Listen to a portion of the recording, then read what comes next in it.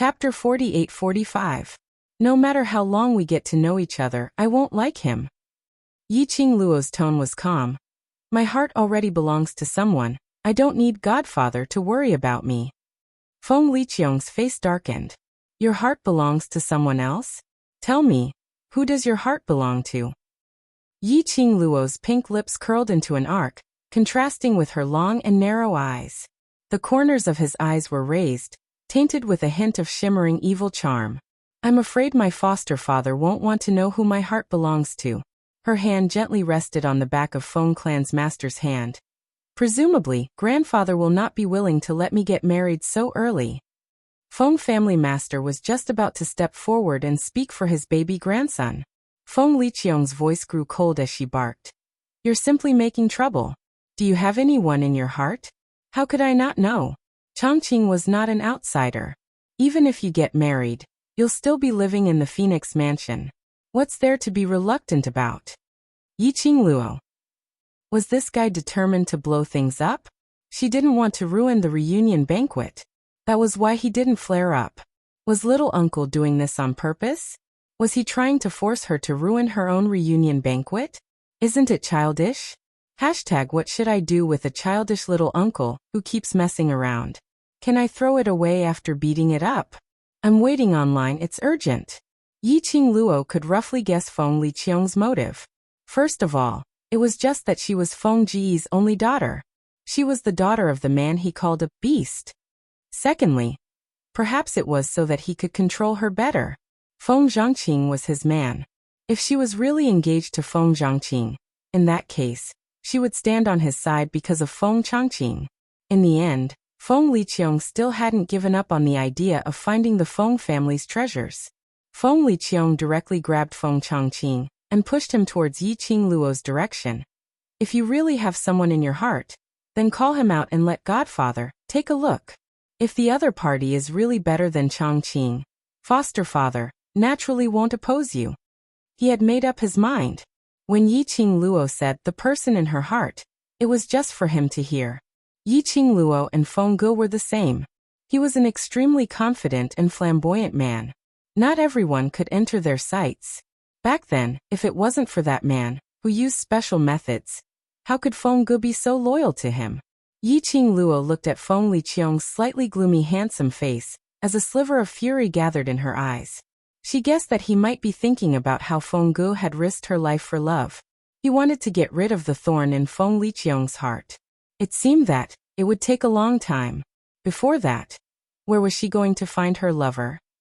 To be honest, she wanted to see the person in her heart more than anyone else. Her Axian had disappeared for a long time. She remembered.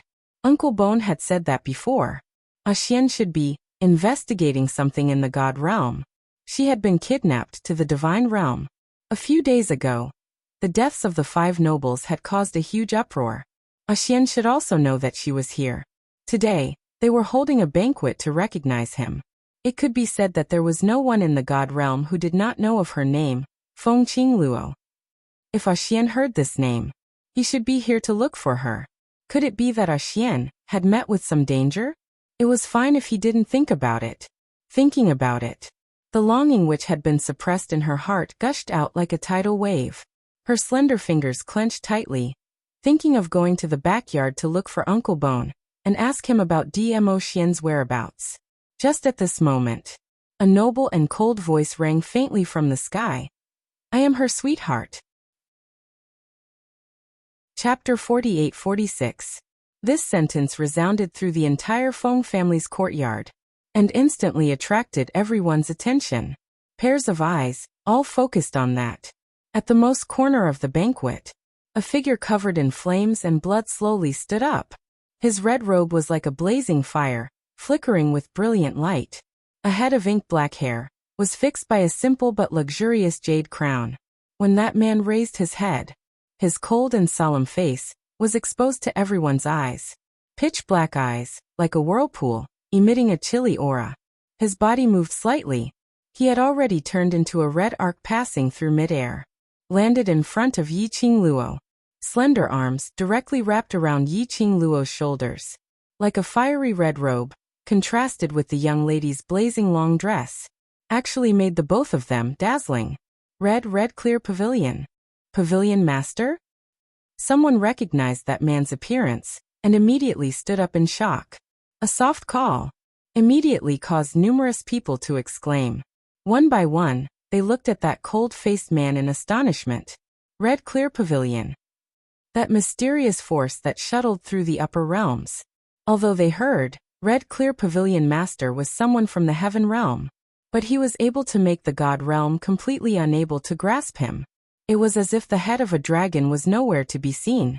Unexpectedly, the pavilion master of Red Clear Pavilion actually appeared at the Feng family's reunion banquet. And Red Clear Pavilion master even self-exposed that he was Miss Feng's sweetheart. Not only the surrounding guests were in disbelief, even Feng family's patriarch and Feng Liqiong were stunned. Little Luo. Your sweetheart?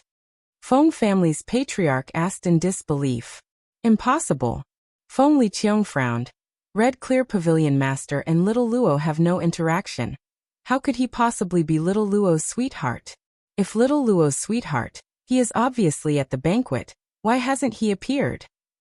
His gaze was like a torch, bringing out the prestige of the acting god emperor. Majestically staring at this expressionless cold-faced man in front of him. Red Clear Pavilion master.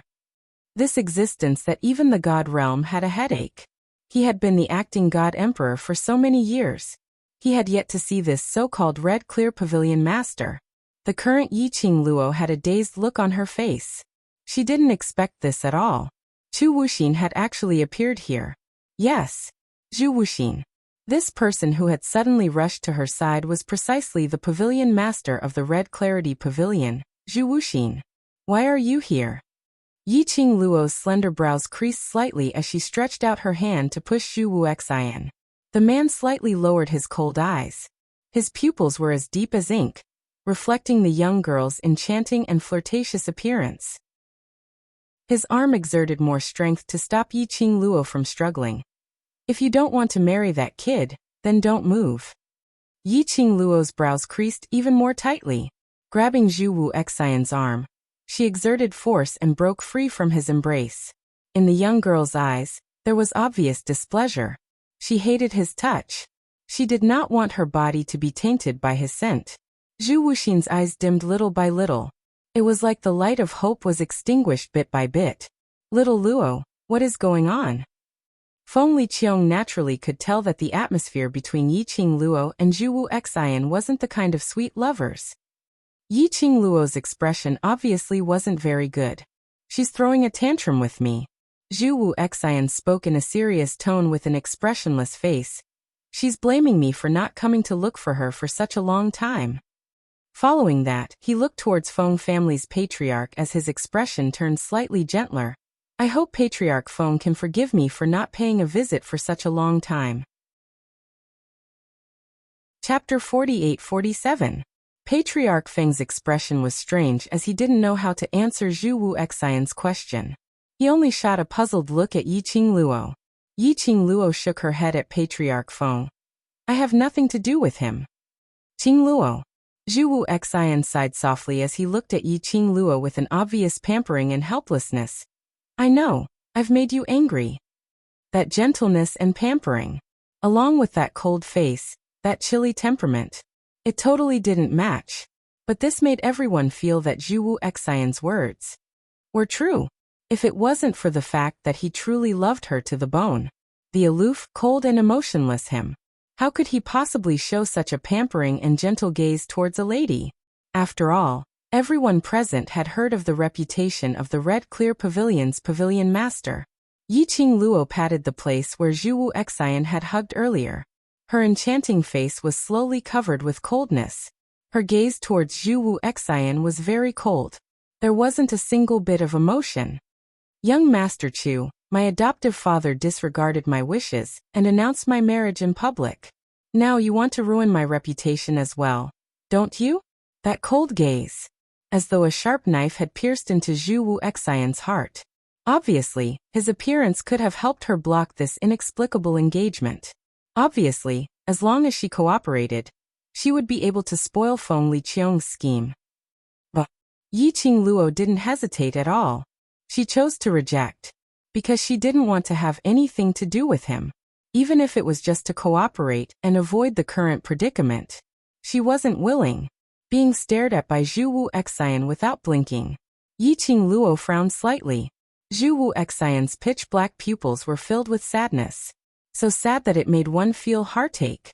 Her pink lips pursed tightly as she didn't look at Zhu Wu Xian. Her eyes were calm as she looked towards Feng Liqiang. Godfather, this farce should end, right? Feng Liqiang hadn't even opened her mouth. The man in the fiery red robe walked swiftly to Feng Liqiang and blocked Yi Qingluo's gaze. He gazed at Feng Liqiang as every single word was calm and clear. Acting God Emperor, I Zhu Wu Xian am pleased. His words were sincere and earnest. She wasn't shy at all. Then his cold eyes glanced at Feng Zhangqing. In terms of family background, appearance and talent, I Zhu Wuxin am superior to Feng Zhangqing in every aspect. Acting Divine Emperor, why don't you consider me? Feng Liqiang frowned. He didn't know how to reject her. He favored Feng Changqing. It was only because Feng Zhangqing was his disciple. It was easy to control Yi Qingluo. However, if he rejected Zhu Wuxin and chose Feng Changqing instead, it was another form of confirmation that the Hongqing Pavilion's pavilion master was inferior to his disciple. He was afraid that it would cause a lot of controversy. Rejection is not. Neither rejection nor rejection.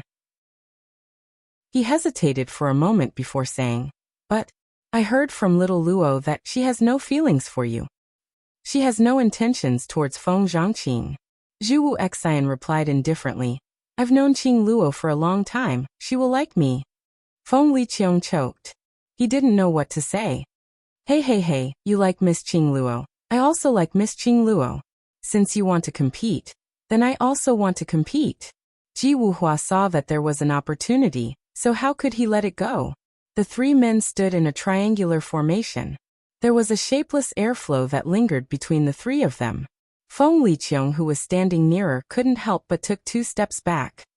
Have you guys had enough? Yi Qingluo couldn't take it anymore as she stared at the men standing in a triangular formation. This is my acknowledgement banquet, not a place for you to mess around. Chapter 48. Fight. Fight my ass. No matter how they fought, it wouldn't be theirs. Yi Qingluo's brows sunk as her vision fell onto Feng Liqiang first. Godfather, I respect you as an elder, but no one can tell me what to do in my future. Following that, her vision shifted towards Feng Zhangqing. And you, since you have no interest in me, why did you agree to this? Do you feel that I'm filial and listen to my master? Then have you ever thought that you have no interest in me and I have no interest in you?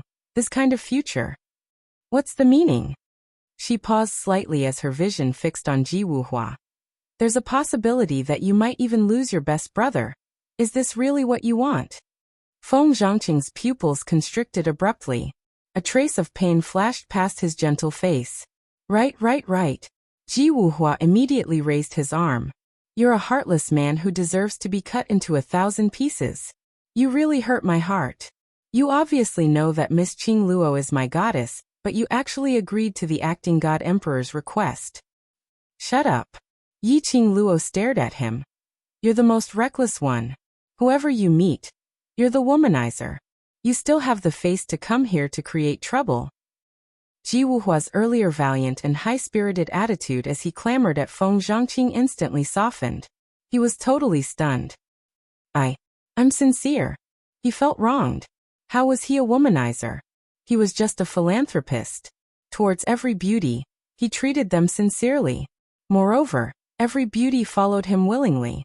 Who asked him to be so good-looking? How could this be considered as womanizer? Ji Wuhua was indignant.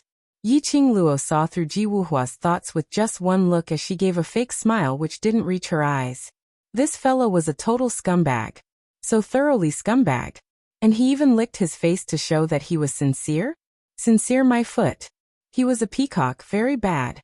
Yi Qingluo couldn't even be bothered to ridicule him as her vision directly turned towards Zhu Wu Xian. Lastly is you.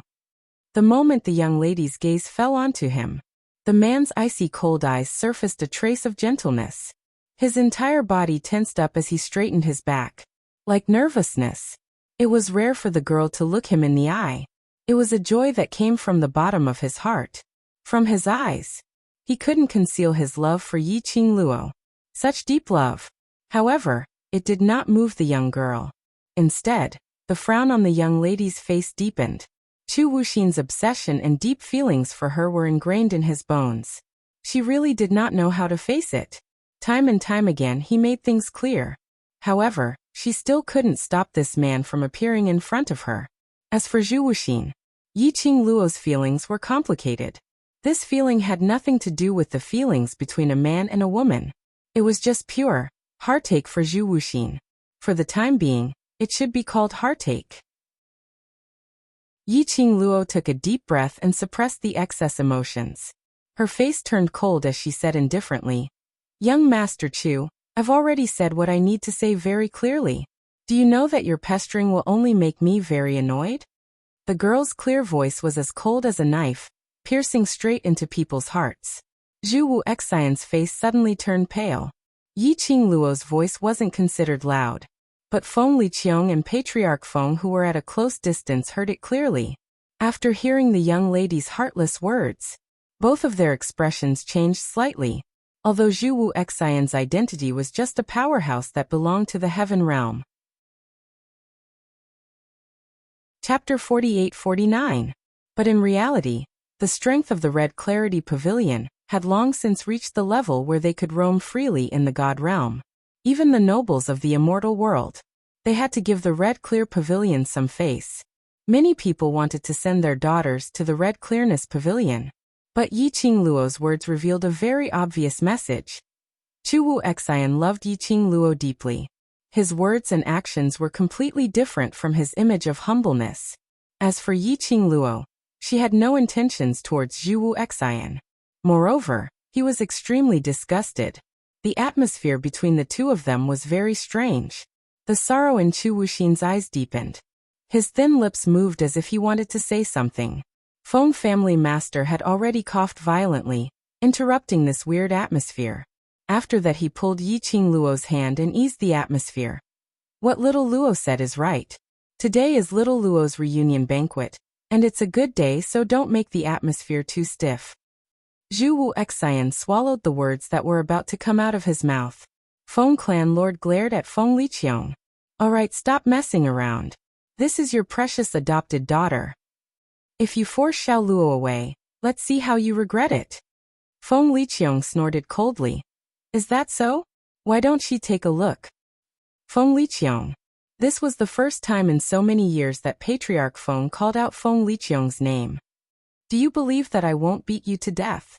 Feng Liqiang flicked her sleeves and sat down on a nearby chair. "Do whatever you want.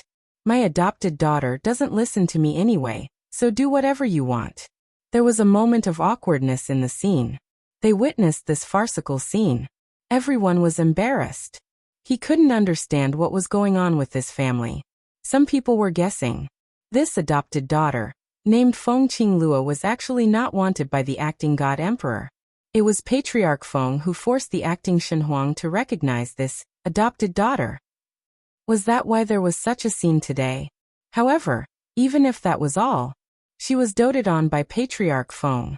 No matter how much the acting God Emperor disliked it, this young lady of the Feng family had a high status in the Feng family. He just didn't know just what was the background of this Miss Feng. "I didn't come to the Feng family to listen to us and do things according to our requirements," the Feng clan's patriarch said in a low voice. "Whatever she wants to do, so long as it's within a reasonable scope, I'll support her unconditionally. As her foster father, you should do the same." He looked at Yiqing Luo. "Little Luo, don't listen to your godfather's nonsense. Whatever you're not willing to do, grandfather will absolutely not let you do it." Feng Clanmaster's words. This had basically established Yiqing Luo's position in the God realm. The acting God Emperor's face didn't look too good. But it also obviously acquiesced to what Patriarch Feng said. That kind of pampering, that kind of protective.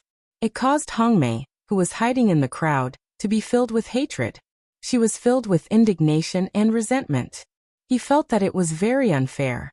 Look at Yiqing Luo, not giving the acting god emperor any face, rebutting his words. But it happened. With Patriarch Feng's unconditional protection, that kind of pampering and protecting, it made the young girl look like a high and mighty princess, proud and noble. As for her, just because she had offended Yiqing Luo, she was pushed by her own parents to the person she hated the most, to be subservient. Even her beloved husband had not spoken a word for her. And when Yiqing Luo was engaged, he rushed up to express his feelings. But her? Why didn't she have anyone to protect her? Chapter 48-50. Hong Mei bit her lower lip tightly. Her face was covered with a layer of jealousy. She clenched her fists, lowered her head, and her face was extremely distorted. If she was the granddaughter, who was loved and pampered by the Feng family's patriarch, she would be more like a princess than Yiqing Luo. Why, heavens were so unfair. Looking at the direction of the main seat, that joyful and harmonious scene, Hong Mei was so angry that her liver was hurting. She felt that she was about to be unable to suppress the jealousy in her heart. She suddenly got up from her seat and said softly, "My stomach is not feeling well. Please excuse me for a while." Saying that, she didn't wait for Jiang. The sure couple replied and hurriedly walked towards the other side. At this moment, everyone's sight was gathered on the main seat, watching this wonderful show, and they didn't notice Hong Mei's departure. But Yiqing Luo, who was far away at the main seat, just a glance and she could see the entire banquet clearly.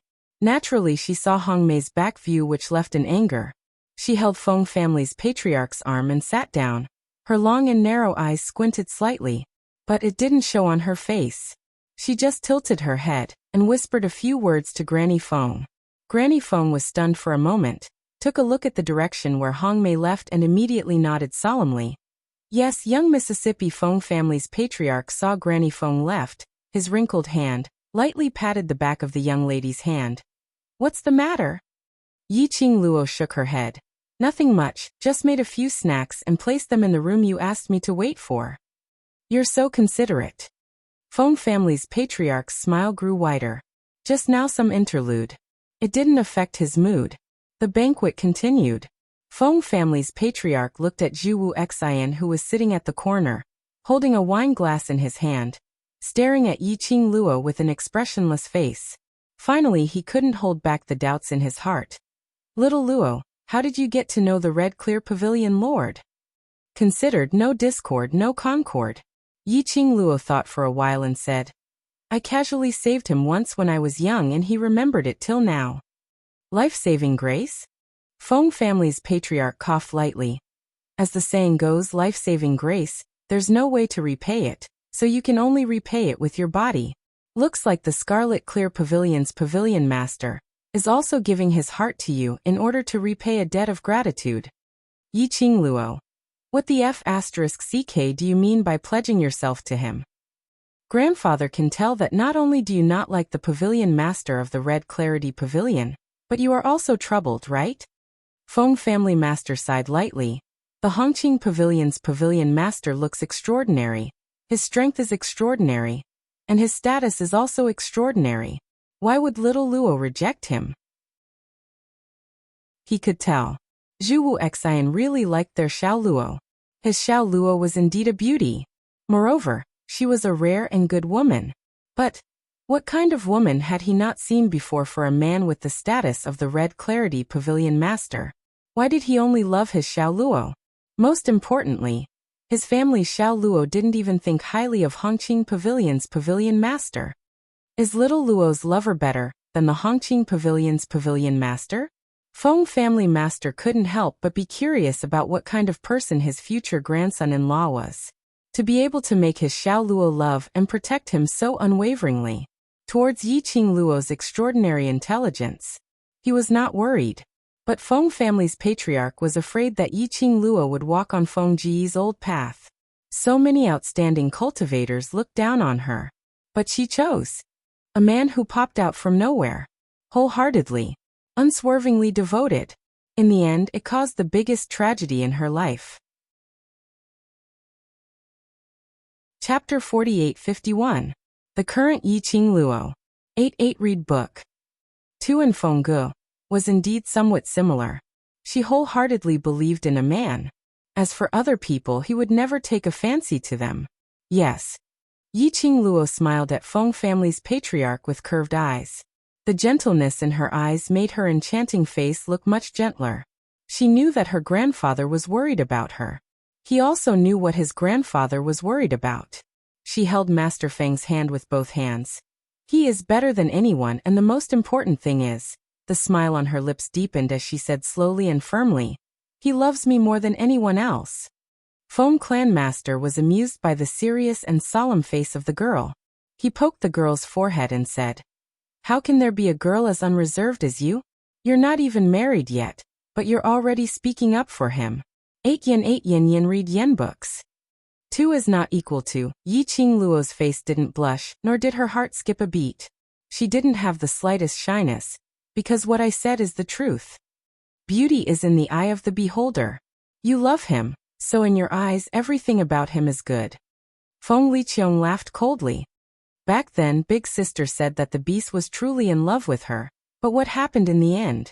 Love? Once a woman falls into the land of love, it was completely blind. What did he say? He loves her more than anyone else. In the end, it was merely Yiqing Luo who thought herself infallible. Since you refused to accept my arrangement to get engaged to Chongqing, why don't you choose the head of the Scarlet Clarity Pavilion? Feng Liqiong crossed her arms and leaned back in her chair. At least for now, it seems that this Hongqing Pavilion's pavilion master really values you. Stinking brat. Feng family had grabbed the wine cup and smashed it on Feng Liqiong. Even food can't shut your mouth? Do you want me to let little Luo poison you again to calm you down? Feng Liqiong reached out to take the wine cup and said nonchalantly, honest advice grates on the ear. I'm just worried about little Luo. That's why I'm giving her this advice. Little uncle, why don't we make a bet? Yiqing Luo stopped Feng family's patriarch from throwing the wine cup and smiled at Feng Liqiong. Bet. Feng Liqiong recalled the earlier scene between Yiqing Luo and Hong Mei as she sneered. Do you think that I'm as dumb as that Jiang family idiot? So, little uncle is certain that he will lose? Yiqing Luo chuckled. Feng Liqiong's handsome face twitched as he spat out. How do you want to bet? Little uncle, do you think that I'm being presumptuous about my feelings for the person I love? Yiqing Luo beamed. Then let's bet on the sincerity of the person whom I love. How about that? What are the stakes? Feng Liqiong sneered. Yiqing Luo tilted her head. If he is really like what I said, that he loves me more than himself, and is absolutely outstanding enough to satisfy you, little uncle will forget about the ill feelings towards mother. How about that? Feng Liqiong's eyes widened. A sharp light covered his eyes. Feng family matriarch pulled Yiqing Luo back. It's enough to satisfy grandfather. There's no need to satisfy him. If he continues to pick faults and act shamelessly, how long will this bet last? Yiqing Luo smiled brightly and confidently. He is absolutely outstanding. Little uncle will not be able to pick out any faults. Feng Liqiong sarcastically tugged her lower lip and stared straight at Yiqing Luo. So confident? Yes. Yiqing Luo raised her brows. Little uncle, do you dare to bet? All right. Feng Liqiong's smile turned cold. If I don't approve of that person, you agree to marry Chongqing. Chapter 4852. Feng Liqiong. Feng family patriarch slammed the table fiercely. You can arrange any marriage for my precious little Luo. If you do, I'll marry you off. This slap on the table. Instantly the entire noisy banquet quietened down. Each of them stared at Feng family patriarch quietly, shivering. When they heard Feng family patriarch's roar, all of them were speechless. Marry the acting god emperor off? Did Feng family patriarch want to drive the acting god emperor out of the Feng family and let him marry into the family? It looked like Feng family patriarch really doted on this Miss Feng. However, the acting god emperor didn't seem to like this Miss Feng very much. As expected, Miss Feng was the adopted daughter that Feng family patriarch forced the acting god emperor to acknowledge. The noble circle was really messy. They didn't dare to say it, and they didn't dare to ask. 8. Read book. 2. It was better to hug herself tightly and shiver. Everyone's mind was filled with rich imagination. And the main character who was roared at had a slight change in expression. But very quickly, his expression revealed a trace of ridicule. He didn't answer Feng family patriarch but looked at Yiqing Luo. Why? Don't dare? Feng family patriarch was so angry that he grabbed the things on the table and threw them away. Yiqing Luo pressed Feng family patriarch's arm. Her long and narrow eyes were glistening. Her pink lips curled up slightly, looking bright and confident. Sure. Little Luo. Feng family patriarch held Yiqing Luo's wrist tightly. If he doesn't want to, he will think of ways to make things difficult for you. Grandfather, believe me. Yiqing Luo smiled gently, her gaze was firm. And believe in my foresight. Feng family patriarch frowned, but looking at his granddaughter's unwavering gaze, he sighed and said, Grandpa will be on your side. Yiqing Luo smiled. I know. She shifted her gaze towards Feng Liqiang, her beautiful eyes rippled. Godfather, don't forget the agreement with me. This is the first agreement between the two of us. Feng Liqiang's pupils constricted for a moment. Immediately, she snorted softly and looked away. If I'm here, I'm afraid father won't be able to hold a proper reunion party for little Luo. He said, I've been resting in bed for a few days. I still have a lot of work to do, so I'll go to the Divine Emperor Palace first. After that, he didn't wait for Patriarch Feng's answer. Then he strode away. Feng family master was furious. Feng Liqiang ran to the banquet hall and wandered around for a bit before leaving. To put it nicely, it was because he valued his adopted daughter, and as soon as he recovered, he rushed to the banquet to accompany his adopted daughter. To put it bluntly, it was the truth. Feng Liqiang had purposely come here to cause trouble. What a scene! Making everyone speculate about Yiqing Luo. He guessed that Feng Liqiang and Miss Feng didn't get along at all. He guessed that Feng Liqiang simply didn't want to acknowledge her as her adopted daughter. It made everyone feel that eldest young Miss Feng Qing Luo's name in the Feng family wasn't proper, and it didn't sound right. Feng clan master sat down heavily. If he had acted a little more like he was on Feng Liqiang's side just now, he was afraid that the entire God realm wouldn't put eldest young Miss Feng in their eyes. Grandfather, don't be angry. Yiqing Luo comforted him. If you get sick from anger, who's going to protect me? She intimately leaned her head on Feng clan master's shoulder. I don't care what others think, no matter what they think. I'm still eldest young miss of the Feng family, grandfather's granddaughter. They won't dare to do anything to me. Feng clan master was pacified by Yiqing Luo to the point of helplessness and heartache.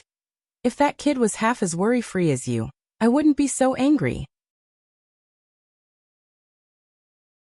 Chapter 48-53. Uncle just has some resentment in his heart. Yiqing Luo smiled. Grandfather, don't need to worry too much. If I didn't have the confidence, I wouldn't have suggested this bet. If Feng Liqiang still cared about Feng Ge, the winner would definitely be her. I do have confidence in you, but as for that lad. Feng family's patriarch sighed and looked at Yiqing Luo solemnly.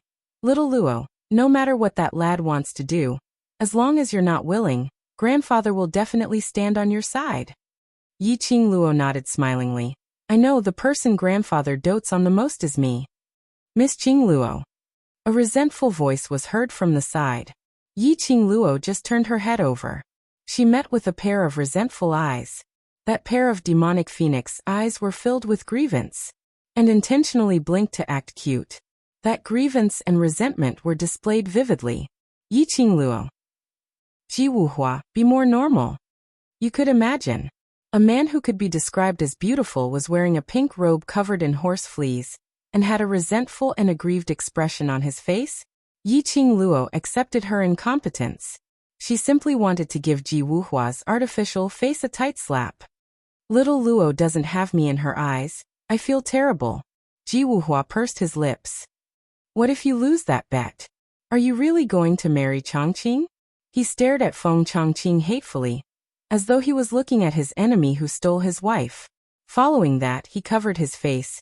If only I was the acting God Emperor's disciple, I also want to bring Miss Qing Luo home. Yi Qing Luo controlled the urge to smash the wooden chopsticks in her hand towards Ji Wuhua's mouth. I have never lost a bet. I'm really curious, is the man in Miss Qing Luo's heart really that good? Ji Wuhua's face was filled with doubt. As the saying goes, beauty is in the eye of the beholder. Miss Qing Luo, aren't you thinking too highly of your sweetheart? After Ji Wuhua asked this question, the few people on the main seat all looked towards Yi Qing Luo. Apparently, they were all very interested in Yi Qing Luo's so-called sweetheart. Feng Clan Master's eyes were also filled with worry. She was also worried that because of the reason why beauty was in the eye of the beholder, it caused Yi Qing Luo to overestimate her beloved. What he was more worried about was the current Yi Qing Luo, her unwavering trust towards her beloved without any reason. He was too similar to Feng Gu in the past. The tragedy of Feng Gu. He didn't wish for Yi Qing Luo to repeat the same thing. But when he saw Yi Qing Luo mentioning her sweetheart, Ming Yao's charming eyes were overflowing with light. It deeply poked the heart of Feng Clan mistress. No matter how many instructions and helplessness he had, he swallowed all of them into his stomach. He did not want to hurt his precious grandson's heart. Yi Qing Luo naturally understood the reason why her grandfather was worried. Her pink lips curled up slightly. It's really good. Perhaps it won't be long before he comes looking for me. After today's reunion banquet, as long as Dmo Xian was still in the God realm, he would definitely come looking for her. Don't tell me, he's even better looking than me? Ji Wuhua touched his own face as he asked unwillingly. Yi Qing Luo's eyes curved into crescents as she replied honestly. His looks are enough to turn all living things upside down. I'm head over heels in love with that peerless face of his. Ji Wuhua's eyes instantly widened. I don't believe it. How could there be a man who was better looking than him in this world? Cough. Although Red Clear Pavilion's pavilion master, Zhu Wuxian looked rather good looking. Compared to him, he was just a little bit weaker. Chapter 48-54. He absolutely didn't believe it. How could there be a man who could match his face? It doesn't matter how he looks like. Feng family patriarch interrupted Ji Wuhua's nonsense. The most important thing is his ability, character and background, and most importantly, does he treat you well? Yi Qing Luo smiled and asked in reply, love me more than yourself, even giving me your life, is that considered good to me? Feng family patriarch's pupils shrank slightly. He held Yi Qing Luo's hand tightly. Grandfather believes in your foresight. I hope to see him soon. And then, let you win the bet with that kid. Very soon you will be able to see him. Yi Qing Luo nodded. I will win. Ji Wuhua muttered softly. I can also give my life to you. But no one bothered about his nagging. Yi Qing Luo lowered her eyes slightly. Feng Liqiang's resentment towards Feng Gu. This was the only way to get rid of it. She knew. What Feng Liqiang had done to her was nothing more than a small fuss. She just wanted to vent her discomfort in her heart. Although Feng Liqiang wanted to vent her resentment towards Feng Gu on her. But she would never let her marry someone she didn't like. Otherwise, Feng Liqiang would not specially choose someone who listened to her orders, but actually didn't like her. If Feng Liqiang really wanted to do something to her marriage, she would directly drag Ji Wuhua into it. This marriage would definitely become more complicated and more difficult to deal with. Yi Qing Luo's slender fingers gently caressed the dark red ring on her knuckles. The rippling red flowing light outlined a lifelike phoenix. She lightly hooked her lower lip. So, Xian, you have a heavy mission. If you are in the God realm, then come and find me quickly. She held the profound phoenix ring. Her lips curled into a smile. Her gentle expression reflected in Feng family patriarch's eyes. Feng family patriarch sighed softly. On the other side, Ji Wuhua jumped from the topic of fighting for Yi Qing Luo to the topic of Feng Liqiang. At this moment, she was tugging at Feng Changqing and asking, Changqing, you heartless man. The head of the Feng clan wants to marry off the acting divine emperor, which means that he will marry into another clan. Will you marry off with the acting divine emperor? Feng Changqing. That's simply impossible, okay? How could a man marry? How could the acting god emperor marry into the emperor's family?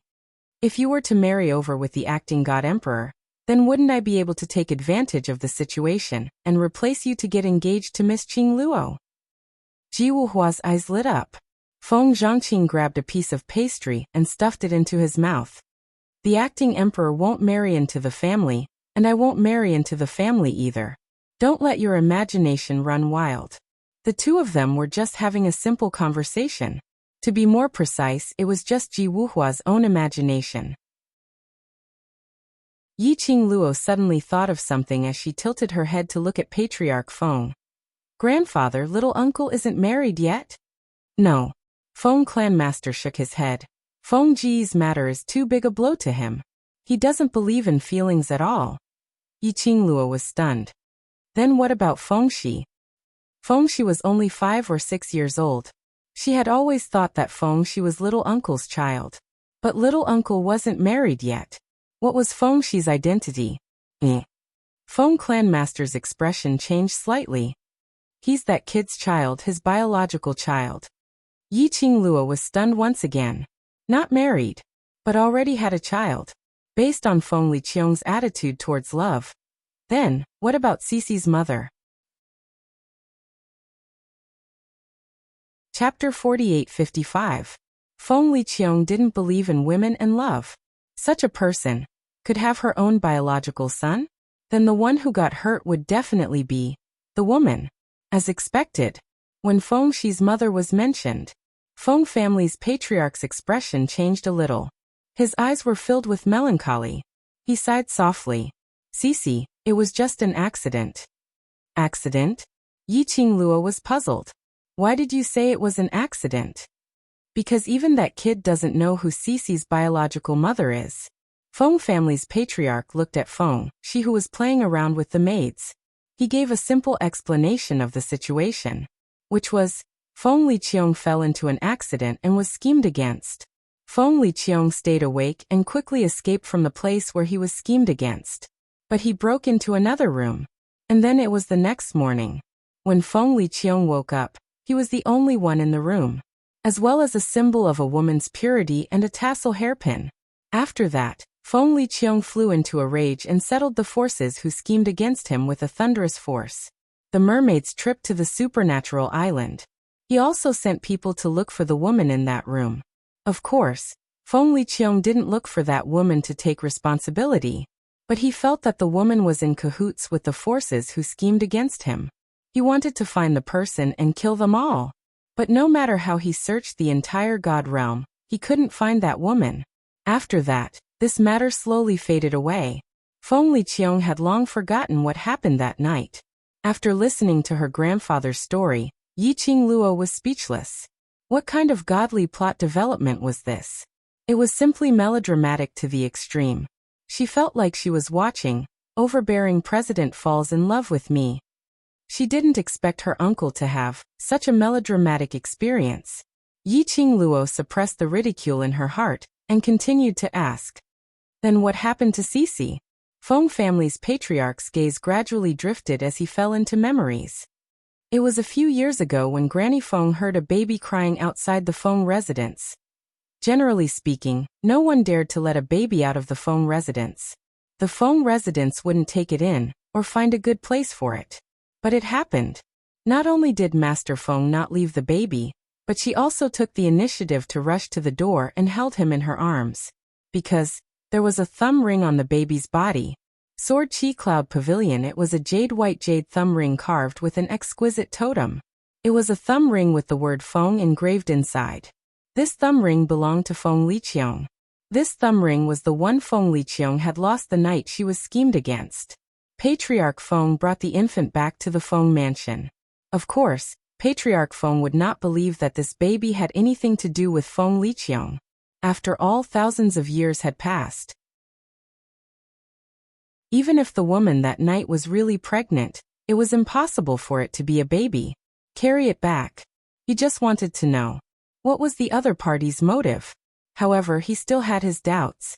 In the end, Patriarch Feng used a spell to verify the relationship between the baby and Feng Liqiang. The infant was indeed Feng Liqiang's son. The same blood flowing in his veins was his biological son. This result It shocked everyone in the Feng family. Feng Liqiang did not believe it at all. She was certain that this was all part of the enemy's plan to make a move on the Feng family. However, the result of Patriarch Feng's spell was an indisputable fact. Feng Liqiang was unwilling to admit it. But she couldn't deny this blood relationship. Patriarch Feng raised him in the Feng residence. Friends who are reading, you can search for Blue, and you will be able to find this site in the first instance. Waste 7th Young Miss. Overlord, be gentle with your love. Chapter 4856. Feng Liqiang seldom returned to the Feng residence. She had been living in the Feng residence with the identity of a young master. Feng Liqiang had spent a lot of manpower and resources on the mystery of Fengshi's birth, but to no avail. No matter why Fengshi only appeared in the Feng residence in the form of a baby after 1,000 years. Fengshi was also the blood of the Feng family. This was undeniable. They could only wait quietly. Fengshi's birth mother, or perhaps the person behind the scenes, would show up to know the real purpose of this. So that's how it is.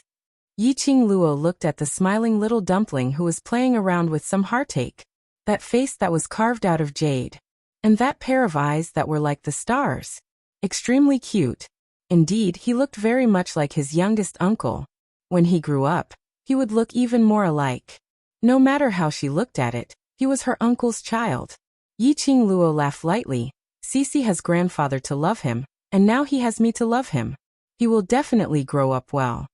Feng family patriarch's melancholy expression suddenly faded. Yes, Cici still has you as his sister now. He seemed to be sighing. Cici, that child, actually doesn't like to get along with others, and can't play with other royal family or noble children.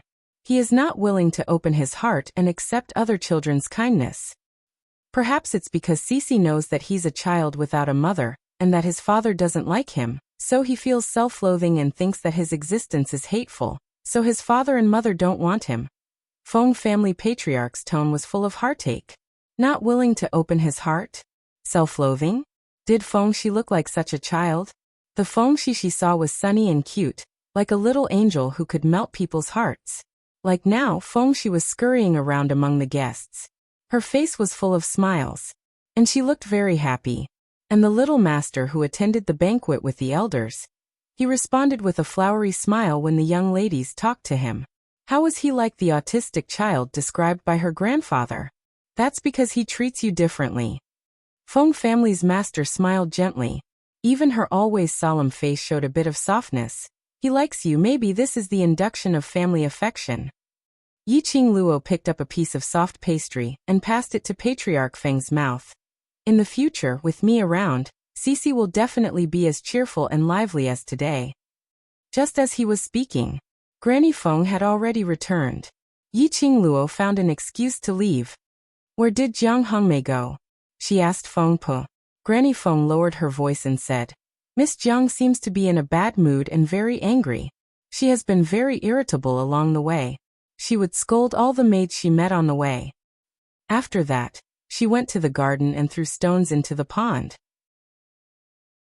This old servant watched from the side for a while and heard her scolding young miss, while venting her emotions. Granny Feng's voice sounded a little careful, as she looked at Yiqing Luo's expression. Seeing that there was no change in Yiqing Luo's expression, she continued. This old servant watched for a while and saw that Miss Jiang seemed to be in a bad mood and wanted to vent her emotions, so I left someone to wait there. This old servant came back to report to young Mississippi. Yiqing Luo raised her brows. Was it that simple? She had thought that Hong Mei was playing some other tricks. But based on the bet between her and Hong Mei, if Hong Mei had any brains, she wouldn't create any trouble at this juncture. Chapter 4857. The bet between them. The bet was whether Hong Mei would be chased out of the Feng family. Hong Mei was now protected by Feng Liqiang. If she were to do anything out of line, even if Feng Liqiang appeared again, there was no way to save her. So, if Hong Mei wanted to stay in the Feng residence and survive the reunion banquet, then there was only quiet as a chicken, sitting there obediently as a backdrop. Yiqing Luo thought that Hong Mei was a brainless woman. leaving the banquet quietly. She must be trying to stir up trouble again. Issy overestimated Hong Mei. That's right, birds of a feather flock together. To be able to fall in love with Ji Wuhua. That idiot, what brains could she have? Yi Qingluo took a look at her grandfather, who was surrounded by various aristocrats to toast and congratulate him. She thought for a moment and looked at Grandma Feng. Look after grandfather, don't let him drink too much. I'll go to the garden to take a look. Grandma Feng nodded. Yes, eldest Mississippi. Following the banquet, she walked all the way forward, past the huge flower bed, past the luxuriant trees. Yi Qingluo arrived at the lotus pond, which was about 50 meters away from the banquet. He scanned his surroundings, but did not see Hong Mei's figure. Where was she? Why didn't she see her? She had just walked all the way here, and she didn't see Hong Mei returning to the banquet. But here, there was no sign of Hong Mei. Yi Qingluo frowned slightly as she surveyed the surroundings, until she came to a pond which was very close to the pavilion. She saw a few pieces of broken stones and footprints. It seemed that Grandma Feng mentioned Hong Mei venting her emotions by the pond was here. Could it be that she went somewhere else? This Feng family's courtyard seemed to only have this garden as the place for today's banquet. It was also the place where the guests could move freely. But leaving the garden, that was an offense to the Feng residents. Hong Mei should not have left the garden. Unless she ran away by herself. To avoid the bet between them, so she quietly left the Feng residence? Suddenly, Yi Qingluo's eyes congealed as her vision fell onto the pavilion not too far away. A cold glint flashed across her long and narrow eyes. She strode towards the pavilion. Her gaze was vigilant as she stared at the pavilion. There was no mistaking it. This was the Yin Qi of the Gloomy Palace. People from the Palace of Gloomy Darkness had appeared here? The Palace of Gloomy Darkness would indeed take action. Yi Qingluo squinted her eyes as her vision slowly swept past those few stones by the side of the pond. The sinister aura of the Tenebrous Palace was not weak. It was obvious that he had just left not long ago. In other words, it was very likely that Red Plum had met with the Palace of Gloomy Darkness. With the sinister temperament of the Netherworld Palace, the Palace of Gloomy Darkness would definitely make use of Hong Mei's jealousy. Oh no! Something happened at the reunion banquet. Yi Qingluo's expression sunk as she immediately turned around and headed back towards the direction of the reunion banquet. She was extremely fast. When he came, he strolled leisurely in the courtyard. When he turned back, he was as fast as lightning. When he rushed to the banquet, she had only left for a short period of time. The clamorous reunion banquet was now in a state of chaos. Many guests were running around in a mess. It seemed to be searching for something. His face was filled with anxiety. Yi Qingluo surveyed the surroundings. He didn't see Hong Mei anywhere. Young miss. Granny Feng saw Yi Qingluo and immediately walked towards her. Young miss, it's bad, young master. Young master has disappeared. Feng, she had disappeared. Yi Qingluo's breathing suddenly turned heavy. The expression on her face turned extremely cold at this moment. Chapter 48-58. What happened? Yi Qingluo's voice was cold. Granny Phoenix's eyes reddened. I don't know. Feng Bei kept looking at young master. Just now, in the blink of an eye, young master disappeared. Feng Bei was the maid who kept Feng Shi company and made sure she didn't run around. Yi Qingluo's slender fingers clenched tightly. What's the exact situation? Let her come over and explain it to me clearly. Soon Feng Bei was brought up. Feng Bei described the situation just now in a concise and comprehensive manner, but every single sentence was important. Feng Shi was happy today. It was also rare for him to be willing to play around in front of so many guests, as lively and cheerful as someone his age should be. Hence, Feng Bei let Feng Shi be. Feng Bei himself was happy to see young master so happy, so he followed him. The other young masters and young ladies came to invite Feng Shi to play together. Feng Shi was a little scared at first, but she was obviously eager to play with those kids. Feng Bei said a few words of encouragement. Feng Shi had shut herself away for a long time and didn't have the courage. And because the atmosphere there was extremely lively, and he was alone, so his mood also became low. He sat on the grass and stared blankly. Feng Bei tried to persuade her, but Feng Shi didn't respond. He decided to take Feng Shi to look for Yiqing Luo. Only this Miss Feng could make the young master reveal a smile again. Feng Bei was about to take them away. A cute young lady walked towards them with a stack of pastries in her hands. She stretched out her fair and tender hand to Feng Shi passionately. His daughter was very pretty. She seemed to be able to melt ice when she smiled. Perhaps the little missy's smile was too warm. Or maybe Feng Shi had been lonely for too long. Slowly, he put his hand into the young lady's hand. She said, "I'll take you with me to play with them." Then she pulled Feng Shi towards the guests at the banquet. A kid. Another cute and well-behaved kid. And a kid who took the initiative to care about her young master and give him warmth. Feng Bei naturally wasn't on guard. He followed the two kids who were holding hands and walked over. Just when they reached the banquet, someone stood up and bumped into Feng Bei. It was this collision that caused the heavenly palace to tremble. When Feng Bei looked up again, the young lady and young master disappeared from his sight. Yiqing Luo listened quietly. Under the scorching sun, her long and narrow eyes flickered with a gloomy coldness.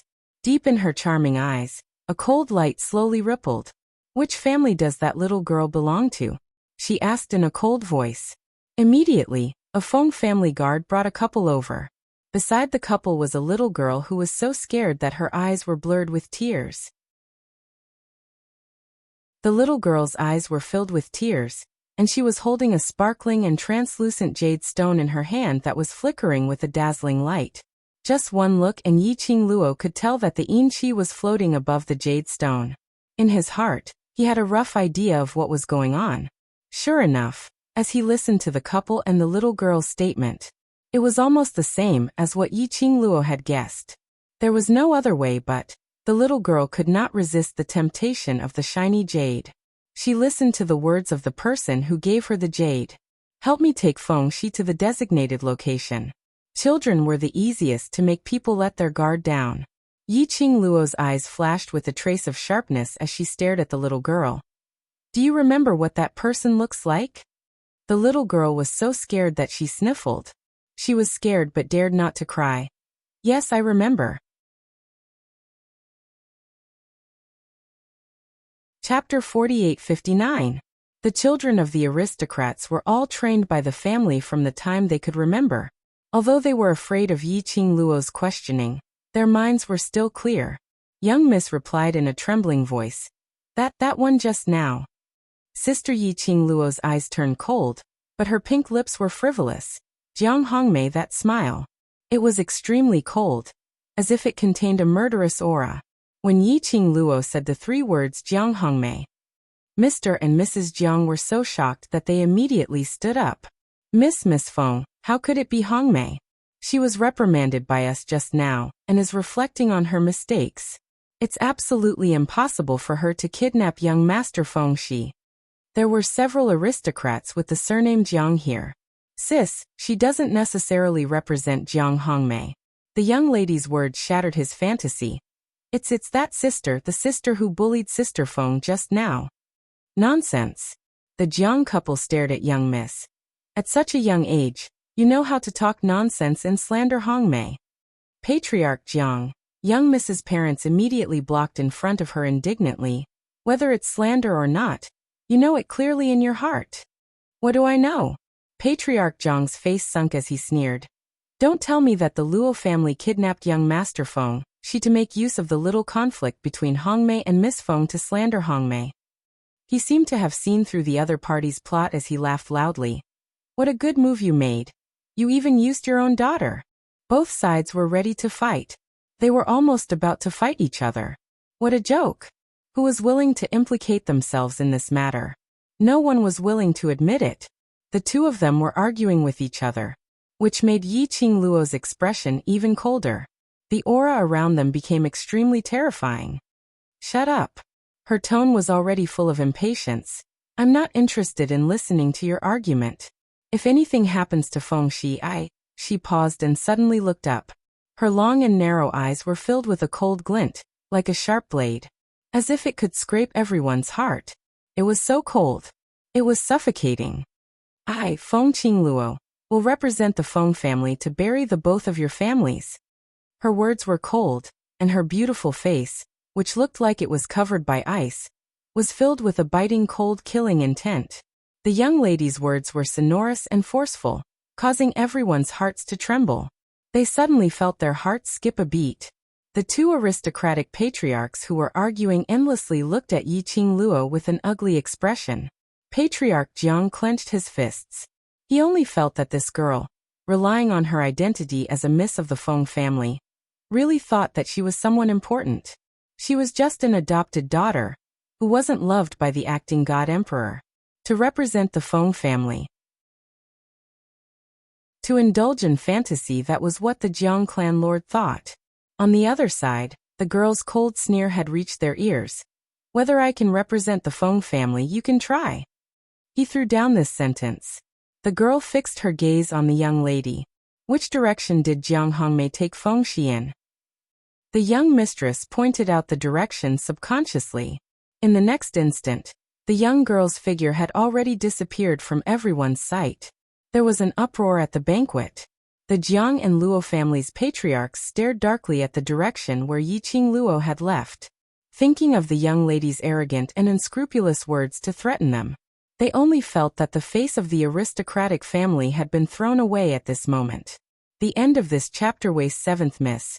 Overlord, please be gentler. Chapter 4860. Then he looked at Feng family master. "Feng family master, it's a good thing that Miss Feng can become your granddaughter, but Miss Feng is young and impetuous. She always talks about the Feng family. If someone catches this, I'm afraid it will be bad for the Feng family's reputation." When the solemn and cold old man heard this, his eyes were filled with a strong sense of dignity, and he was not angry. His cold eyes looked at the two family heads in front of him. Every word he said was bone-chilling. This family head Xiao Luo, if this family head didn't dote on her, would she let you people bully her? She can take the initiative to use the Feng family as a backer, and is willing to use the power of the Feng family. I am even happier. As for the so-called weakness, do I look like I am afraid of losing the reputation of the Feng family? The world was vast. Without the treasures, little Luo was in a good mood. Besides, Feng clan master's eyes turned sharp, and he waved his sleeve. Boundless spiritual energy gushed out. He attacked without any warning. Before the two patriarchs could react, he was sent flying by Patriarch Feng's attack. He fell heavily onto the banquet table in front of him.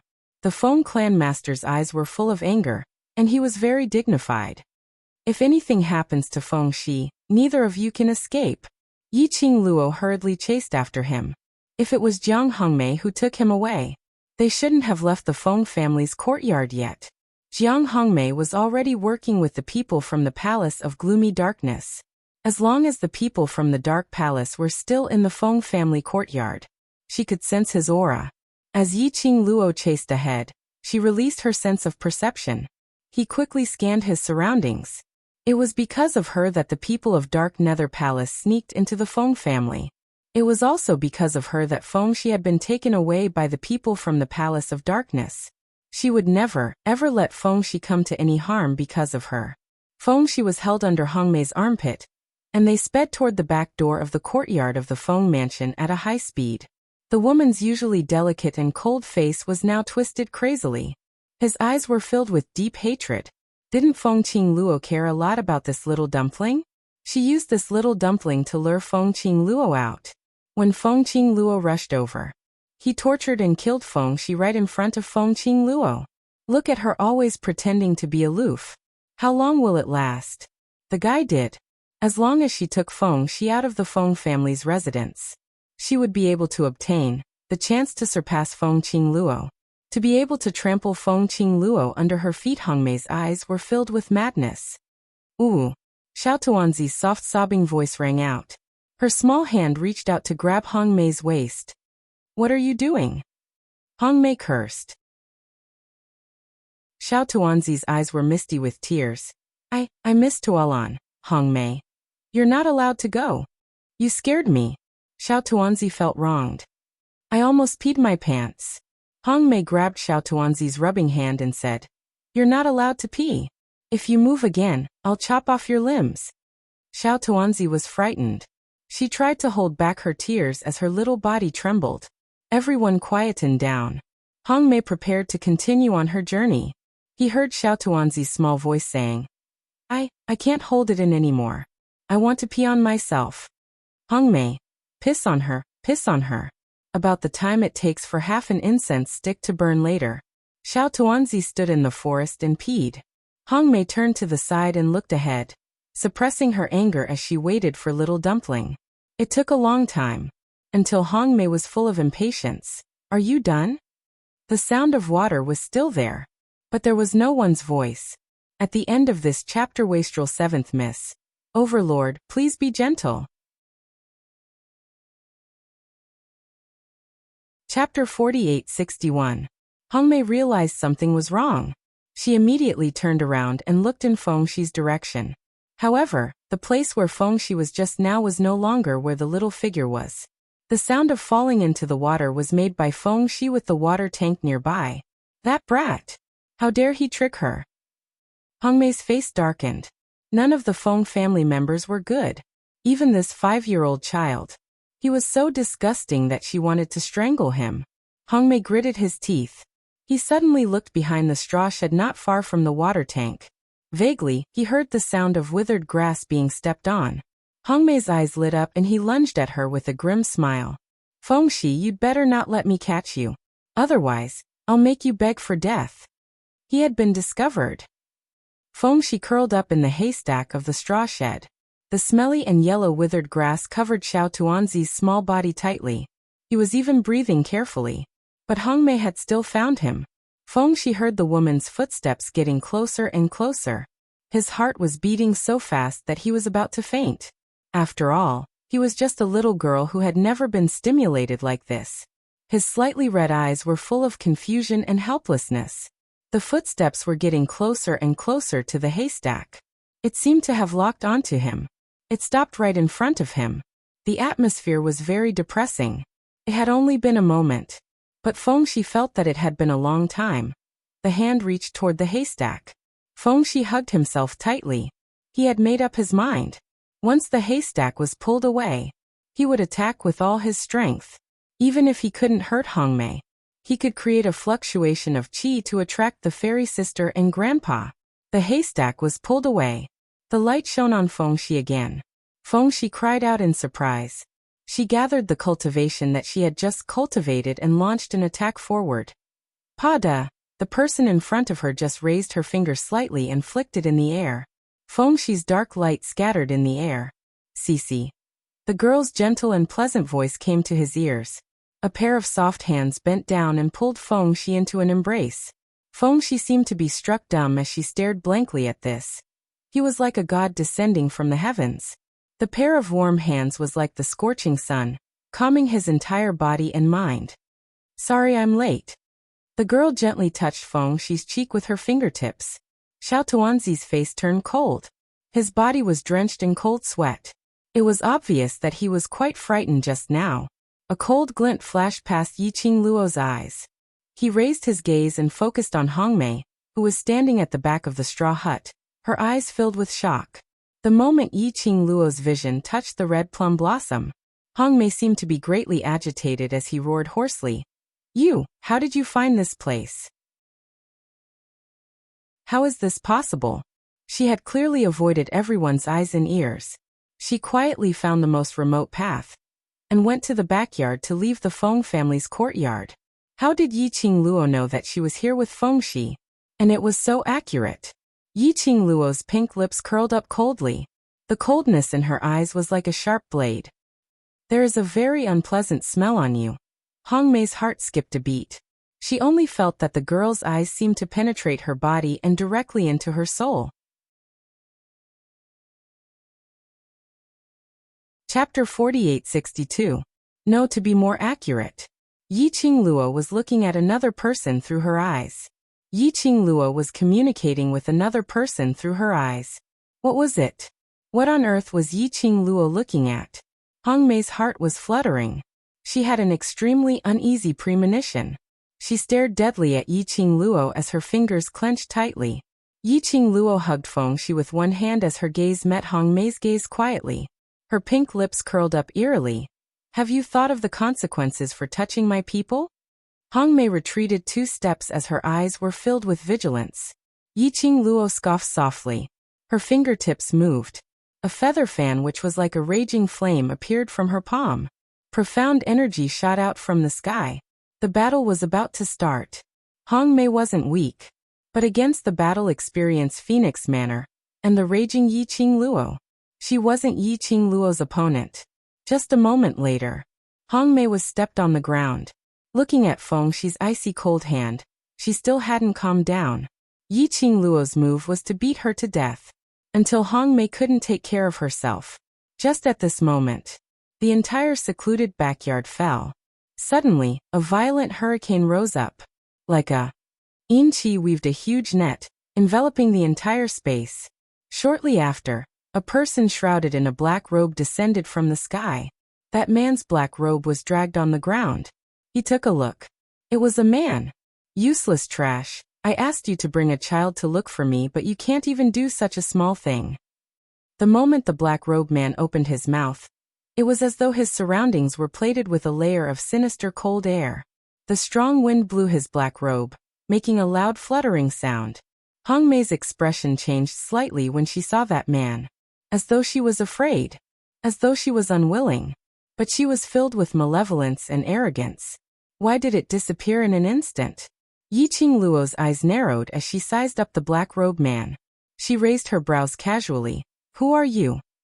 People from the secluded palace. Everyone calls me Masterine. The black-robed man didn't intend to hide. Because the next sentence, he was extremely arrogant. He said, remember this, the name that kills you. Yiqing Luo gave a light laugh. There are quite a number of people in secluded darkness palace who like to be arrogant in front of me, but now, the grass on their graves is already 10 feet tall. She tilted her head and stroked Feng Shi's head with her small hand to comfort her. At the same time, she looked at the black-robed man calmly and said, I think you'll be one of those graves. I can give it a try.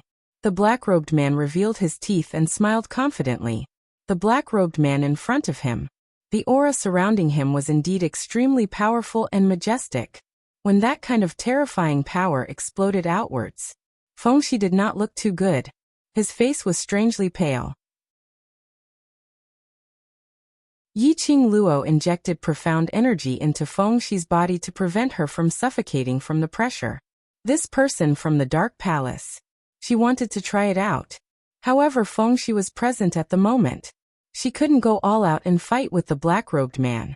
Most importantly, with her understanding of the Palace of Gloomy Shadows. The appearance of this black-robed man. It must be accompanied by some kind of conspiracy.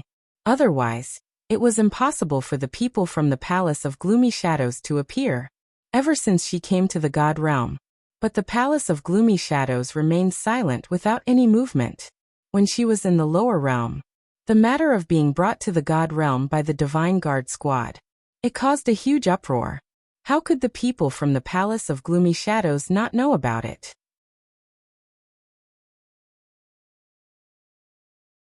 Chapter 48-63. So the Palace of Darkness had appeared. It must be for some purpose. To specially kidnap Feng Shi. They wanted to make use of Feng Shi to lure her to a certain place. They would appear to lure her. Most likely, it was because there was a new development over at the Palace of Darkness. Yiqing Luo's eyes narrowed dangerously. The black-robed man snorted coldly. Young lady, don't treat me as the same as those trash. His words had just ended. He jumped up abruptly. He turned into a black shadow as he charged towards Yiqing Luo's direction. What greeted him was a sky full of powerful profound light that seemed to be burning with raging flames. Like a scorching sun, a burning fire dragon, swallowing and spitting out scorching fire snakes. The temperature in the air instantly became extremely high. As if she was in trouble. The air was filled with sparks of fire. It rolled and roared from time to time. Yiqing Luo immediately hugged Feng Shi as she soared into the sky, avoiding the fire snakes. But the next moment, the black-robed man's attack followed closely. A red and black figure. A fast entanglement. The surrounding fire tongue swallowed and spat out even more fiercely, as though it was going to swallow everything around it. About 10 moves or so, 2 bursts of profound rays exploded in the air. Yiqing Luo's figure flew out abruptly. She clasped Xiao Tuanzi tightly in her arms and finally stabilized herself. On the contrary, under the blazing profound rays. However, the black-robed figure stood there in a relaxed manner, not moving at all. Instantly, the difference in strength was obvious. Yiqing Luo frowned slightly as she stared at the black-robed man. Her heart was slightly shocked. This black-robed man was very strong. This kind of strength was much stronger than those elders she had met in the Palace of Darkness. Most importantly, that black-robed man, when he was fighting with her, he didn't use his full strength. It was totally like a cat playing with a mouse. He was giving her a show of strength. Did he want her to fear him? Yiqing Luo's long and narrow eyes squinted unknowingly. It reflected the coldness of frost. She needed to take care of Fengxi when she was fighting with the black-robed man. More or less affected. However, even without Fengxi's presence, she might not even be able to defeat him. Little girl, you and what the Palace of Gloomy Darkness said are very different. The corner of the black-robed man's mouth twitched in mockery. How boring. I thought I really met a worthy opponent. His tone was filled with disdain and ridicule. The game is over. You can go to hell now. He raised his hand and the majestic profound energy of the scorching sun burst forth. A terrifying and powerful aura instantly eroded the entire space. Bang, bang, bang. Deafening collisions resounded one after another. The entire back garden was razed to the ground. Yiqing Luo was forced to hold Fengxi tightly and retreat step by step. They didn't even have a place to stay. However, there was a huge commotion here. It quickly attracted the attention of the others. Soon, a lot of shouting and clamoring could be heard. Footsteps were heard hurriedly rushing towards Yiqing Luo. The black-robed man looked in the direction of the banquet and sighed in disappointment. I actually forgot to set up a barrier and was discovered by that group of people. But the black-robed man suddenly raised his head. Under the black robe, a pair of sinister and chilly eyes were revealed. Like a cold pond, it met Yiqing Luo's gaze. Before they rush over, I can still take your life. His speed suddenly increased. Chapter 4864. The black shadow carried a majestic hurricane. It blew the girl's hair into a mess. Fairy, fairy sister. The little girl stretched out her arms and hugged Yiqing Luo tightly, her voice trembling. Xiao Tuanzi looked at Hong Mei and the black-robed man not far away. Her little body was shivering. Yiqing Luo caressed her head and comforted her. Don't be afraid, I'm here. Her charming eyes were sharp as she held her tightly in her arms. Sisi, hold me tight. Fengxi's little hands immediately hugged Yiqing Luo tightly.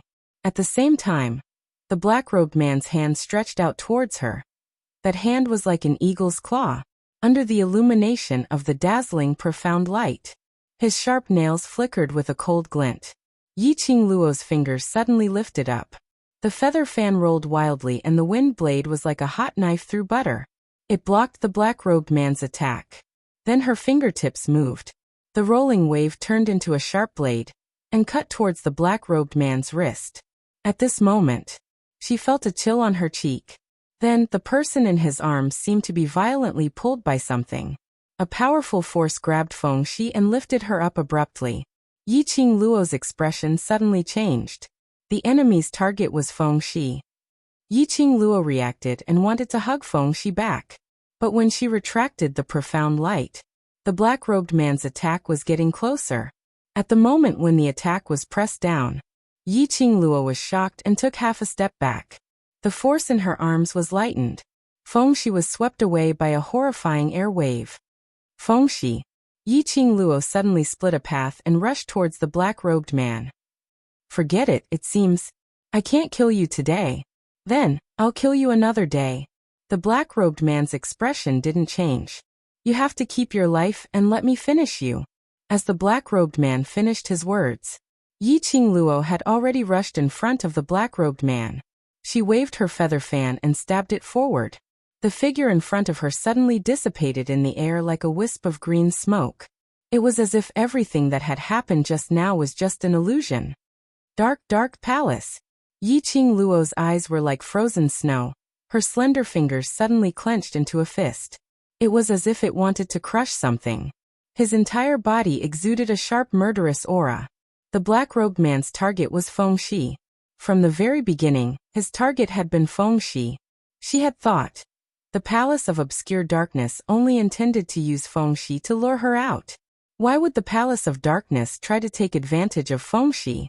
Why on earth had the people of Tenyu Palace kidnapped Feng Shi? Little Luo.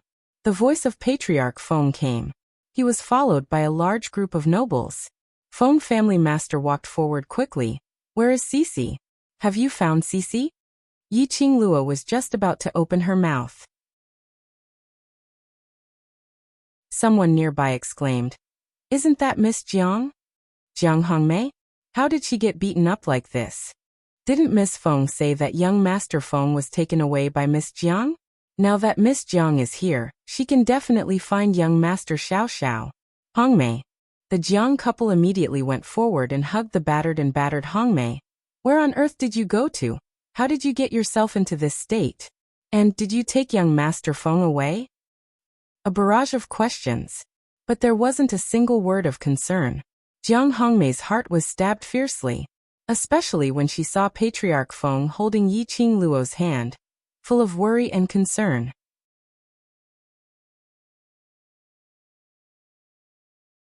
Chapter 4865. The Needle in Her Heart. Then he stabbed her in the heart. Jiang Hongmei opened her mouth in pain and blood gushed out. Her eyes were a little scarlet as she laid on the ground, saying word by word, "It's me." Jiang Hongmei closed her eyes hard. "It's me, it's all me." Slap. Patriarch Jiang slapped Jiang Hongmei's face. Jiang Hongmei fell onto the ground. She curled up in pain.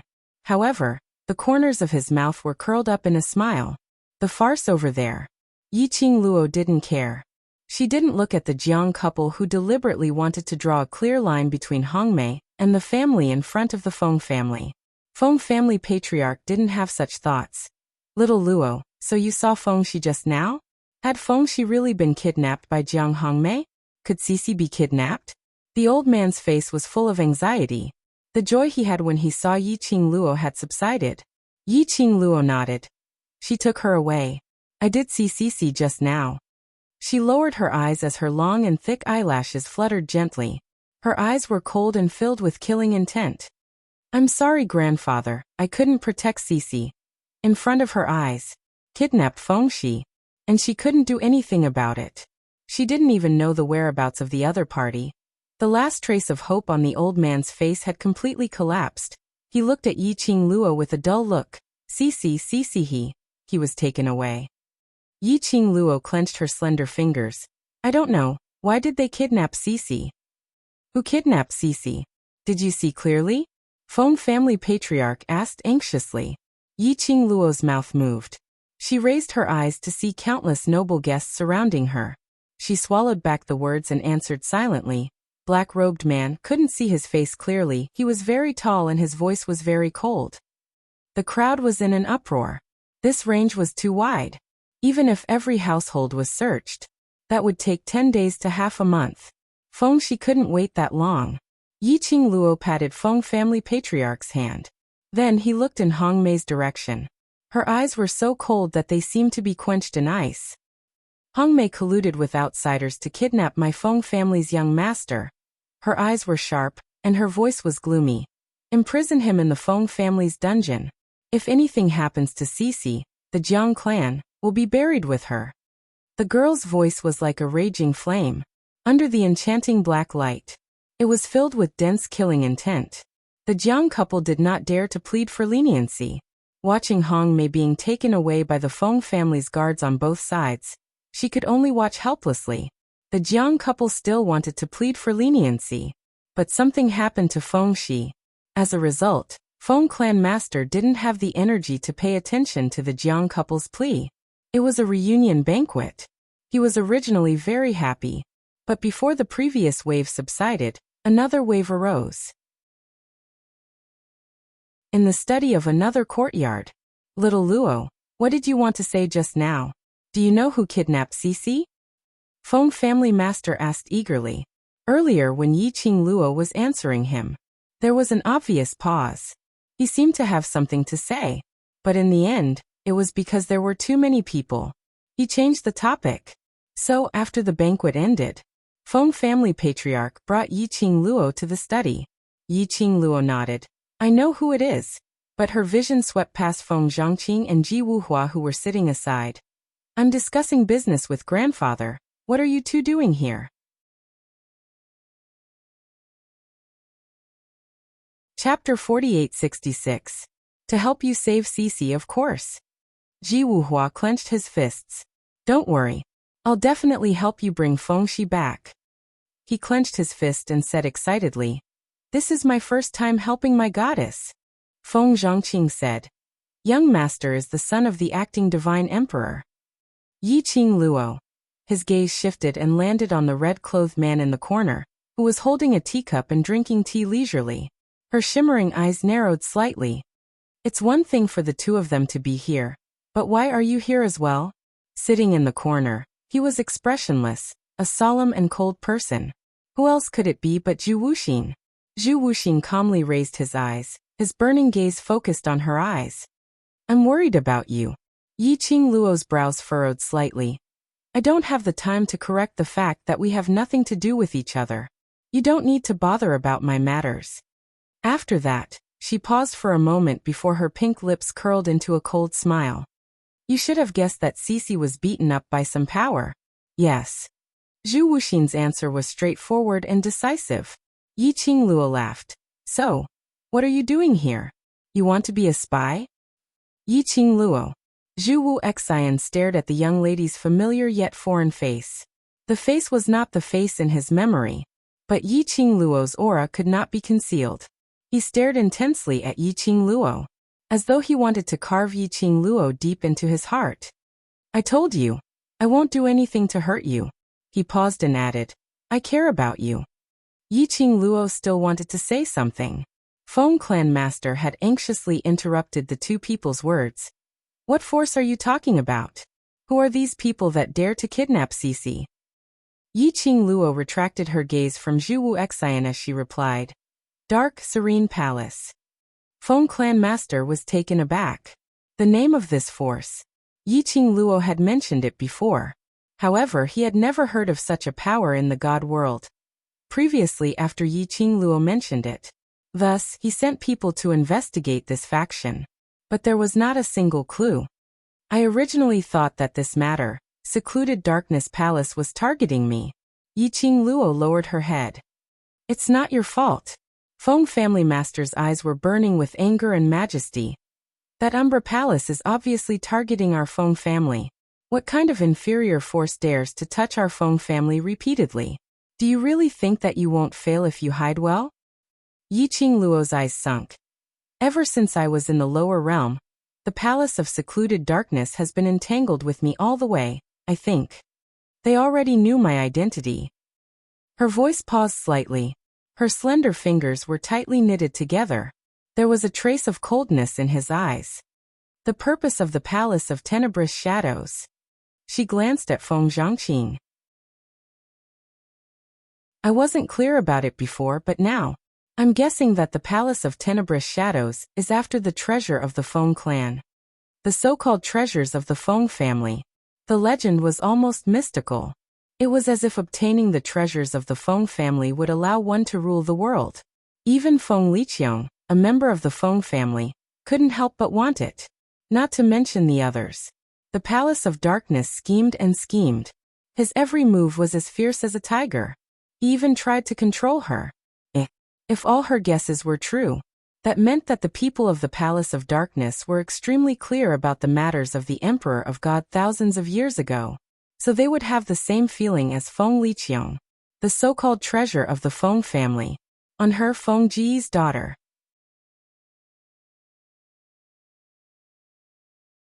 Chapter 4867. So here comes the problem. Why had the people of Tinyu Palace kidnapped Feng Shi? Could it be that he couldn't find a breakthrough from her? He wanted to start with Feng Shi? In other words, they already had a clue about the Feng family's treasure, and this clue was related to Feng Shi? What dark shadow palace? What kind of force is that? An impatient voice came from outside the door. Feng Liqiang strode in with large strides, bringing with her a cold killing intent. Which noble family does the House of Gloom belong to? It was obvious that Feng Liqiang had rushed over after hearing that Feng Shi had been kidnapped. His forehead was still dripping with sweat. Yiqing Luo looked at Feng Liqiang's solemn and cold expression. Her eyes were filled with obvious worry and impatience. From the looks of it, it didn't seem like what Grandpa had said. He didn't seem to care about Feng Shi at all. After all, this was his biological son.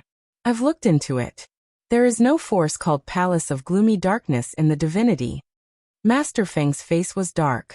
They must be refugees who have not registered with the Divine Emperor Mansion. People from the God world. His identity and status would be registered at the Divine Emperor Palace. This was also to prevent other profound practitioners from bringing living beings from the lower realms, or other realms to the God world, and mixing up the noble bloodline of the God world.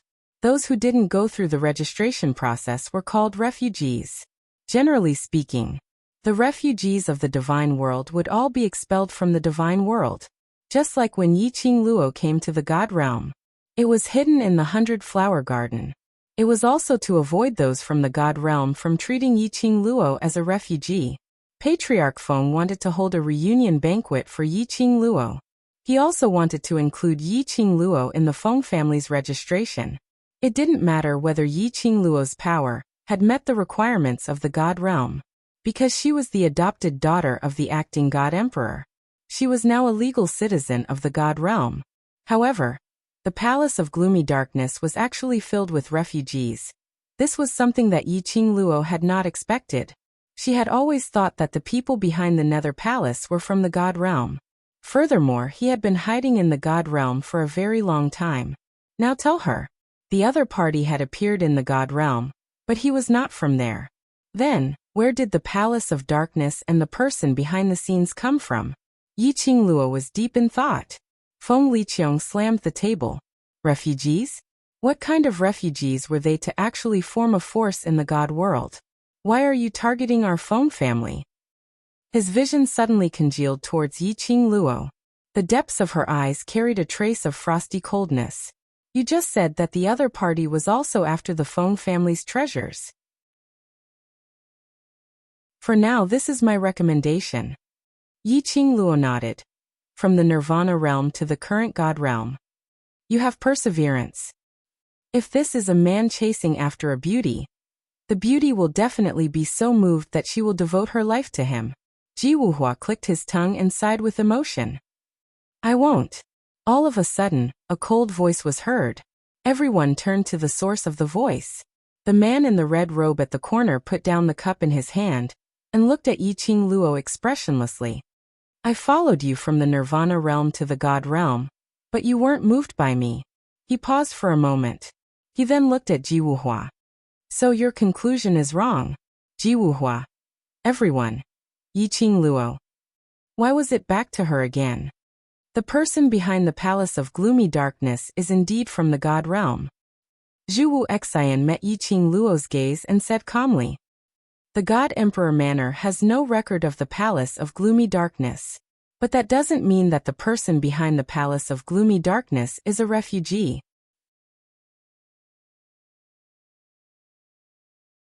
Chapter 4868. I followed you from Nirvana realm to God realm, but you weren't moved by me. His words paused slightly. He looked at Ji Wuhua again. So your conclusion is wrong. Ji Wuhua. Everyone. Yiqing Luo. Why was it back to her again? The mastermind behind the gloomy palace is indeed from God realm. Zhu Wu Xian met Yiqing Luo's gaze and said calmly, God Emperor Manor has no record of the gloomy palace, but that doesn't mean that the mastermind is a refugee. Zhu Wu Xian's words made the few of them look towards him. The red-robed ink-haired man's expression was calm and cold. Only when he looked at Yiqing Luo, his eyes were filled with burning emotions.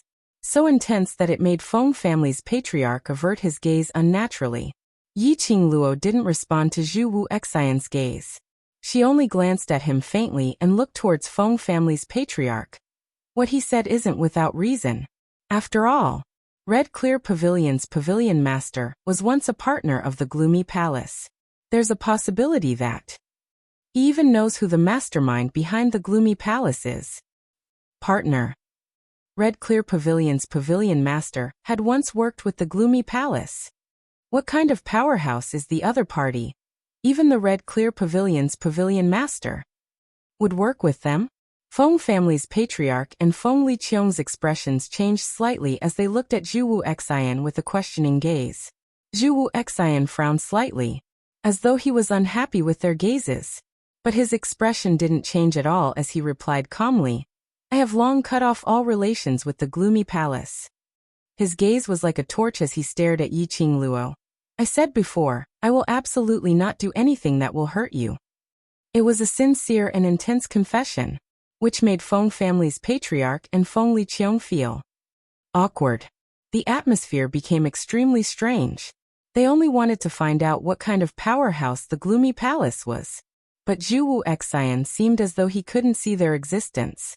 He had completely ignored them, just as Feng Liqiang couldn't suppress the impatience in her heart, and was about to explode. Zhu Wu Xian expressionlessly looked towards their direction. His clear black eyes were filled with coldness. He calmly looked at the two of them and replied, We've worked together before, but we've never seen each other's faces or fought against each other.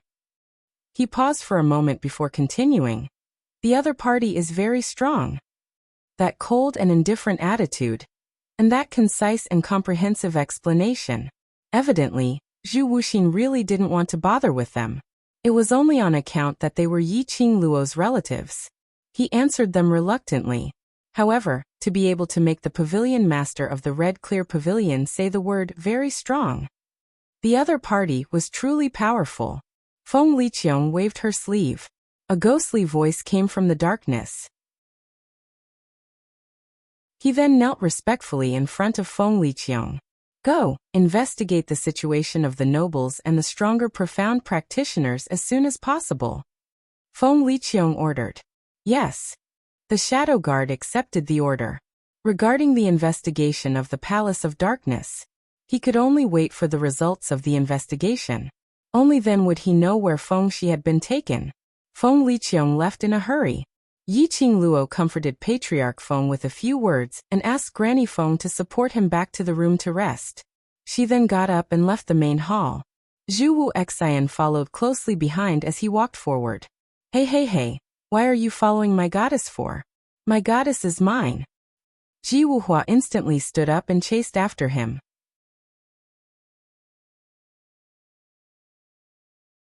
Chapter 4869. No, it doesn't look like it. Ji Wuhua shook his head. Feng Zhongqing pressed her down on her seat. Since Miss Qingluo will not be bullied, why do you need to go over? Of course Ji Wuhua wouldn't say that it was because he wanted to eavesdrop on them, to find out what was the relationship between that Red Clear Pavilion's pavilion master and Miss Qingluo. His mind spun quickly as he changed the topic and stared at Feng Zhongqing. You're now the appointed young Miss Qingluo's fiancé. Aren't you worried that young Miss Qingluo will be snatched away by Red Clear Pavilion's pavilion master? He touched his face and sighed. I originally thought that there wouldn't be a second man in the world who could be more handsome than me. Now the Scarlet Clarity Pavilion's pavilion master doesn't want to admit it, but he has no choice but to admit that he's better looking than me. Ji Wuhua mournfully covered his own face once again. He's even better looking than me. What if Miss Qingluo falls in love with him? What should I do? What should you do? Feng Zhongqing looked at the drama queen Ji Wuhua as his gentle brows revealed a sliver of helplessness. Since Miss Qingluo didn't like the Red Clear Pavilion's pavilion master right from the start, then she wouldn't accept him in the future. As for me, I'm just following the arrangements of the acting god emperor. But Miss Qingluo will not agree to this marriage, so I'm not considered as Miss Qingluo's fiancé. Miss Qingluo is so pretty and has such a personality. Do you really not have any feelings for her? Ji Wuhua's face was filled with suspicion. Feng Zhongqing shook his head and said, The one I love is not her. Ji Wuhua's eyes suddenly lit up. You actually have someone you like? Then who do you like? Could she be even more beautiful than Miss Qing Luo? No. Feng Zhangqing continued to shake his head, but he didn't say a word about the person he liked. Ji Wuhua stared at Feng Changqing for a long time. Suddenly, he crossed his arms in front of his chest, his face full of shame and indignation. You the person you like, could it be me? Feng Changqing. Scram. He walked out of the hall. Yi Qing Luo then walked towards the room that her grandfather had arranged for her in the courtyard. Grandfather had already been worried sick about the reunion banquet. Then Feng Shi's abduction. Grandpa was under too much pressure. Yi Qing Luo felt that although it wasn't far from here to the Feng residence, but based on her grandfather's current condition, it was better to rest nearby. Hence, Yi Qing Luo suggested to stay in the other courtyard for a night. She even gave Granny Feng some aromatherapy to calm her grandfather's nerves, so that he could sleep more comfortably. He took a few steps. Yi Qing Luo suddenly stopped in her tracks as she turned her head around and looked at the man behind her with an unpleasant expression. Why are you following me for? The red-clothed, black-haired man was expressionless. A pair of eyes that were as calm as an ancient well, like an emotionless crystal. Sparkling and translucent, beautiful, beautiful. However, it did not have the slightest luster of a soul. He gazed deeply into her face. We haven't seen each other for a long time. Yi Qing Luo took a deep breath. When we were in the lower realm, wasn't what I said clear enough? Very clear. Zhu Wuxin said calmly. You said that it is your right, but whether or not I continue to like you is my right. He narrowed his eyes slightly. Yi Qing Luo. You've been in the God realm for such a long time. That man has not come looking for you? Yi Qing Luo's face turned cold. This has nothing to do with Master Zhu, right? Yes. Zhu Wuxin's voice was a little chilly when he spoke words of love.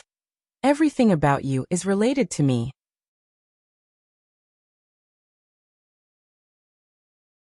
Chapter 4870. Yi Qing Luo. She pursed her pink lips, not wanting to waste her breath talking to him about give up on her. Don't pester her, etc., etc. Anyway, Zhu Wu Xian's paranoia was already beyond cure. He wouldn't listen. She might as well ask directly. Why did you come to God realm? Because of you. Zhu Wu Xian gazed deeply at her. I know you came to God realm, so I came. Not waiting for Yi Qing Luo to say a word, he continued. I knew you came to God realm, so I specially followed you here. But Dmo Xian didn't. His lips seemed to curl up slightly.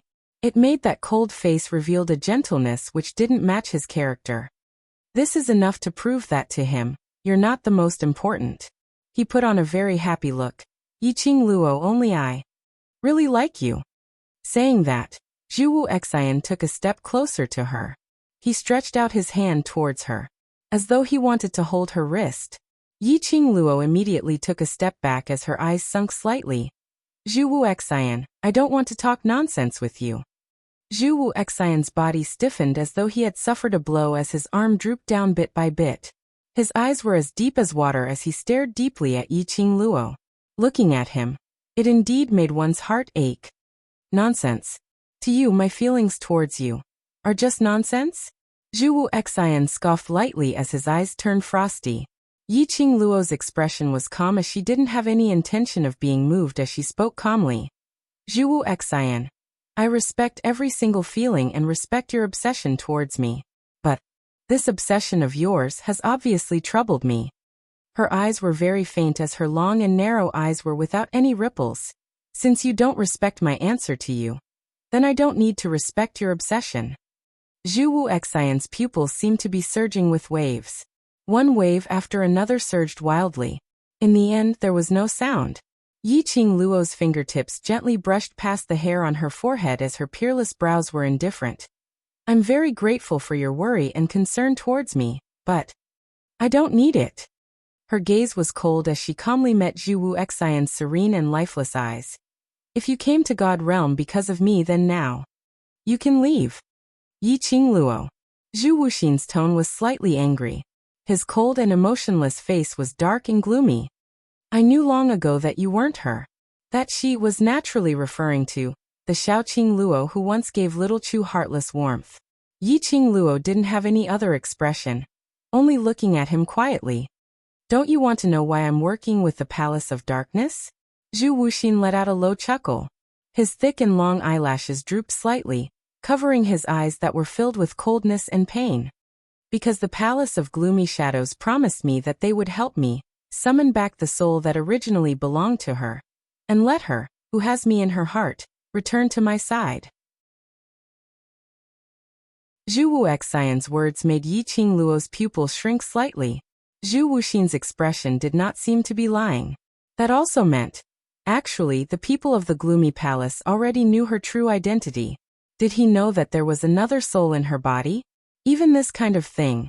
Does the Palace of Gloomy Darkness know about it? As for the Dark Abyss Palace, how did she know about something that only she and Axian knew? Initially, I really hoped that she could come back. Zhu Wuxian's deep and low voice entered her ears once again. He sneered as his tone was filled with ridicule. But later on, I dispelled this idea.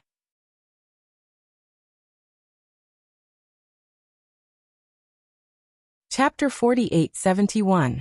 Zhu Wuxian raised his eyes. His gaze was burning, as deep as a cold lake, as he stared at her without blinking. I hope the person who remains in this body is you. The man's voice was icy cold. She couldn't tell whether he was happy or angry, but it still made Yiqing Luo's heart jolt. You said, I like you because of my obsession.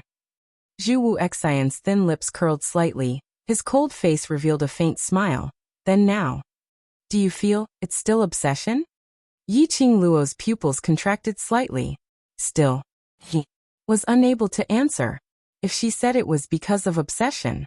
But he had long known that this body of hers had already changed a core, and was no longer the little Qing Luo who gave him warmth in the past, and had been pursuing till now. This really could no longer be considered as obsession towards the past. What he meant was, the person he liked was the current her, and not the past her? Zhu Wuxian's smile didn't diminish, instead it became even more intense. Yes, I like you.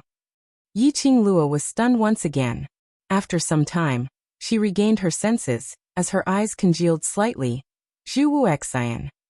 Her voice was very soft. She was obviously close at hand, but there was an inexplicable feeling.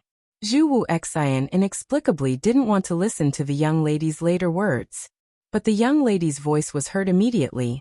No matter if your obsession is it the past her, or me between us, it's impossible.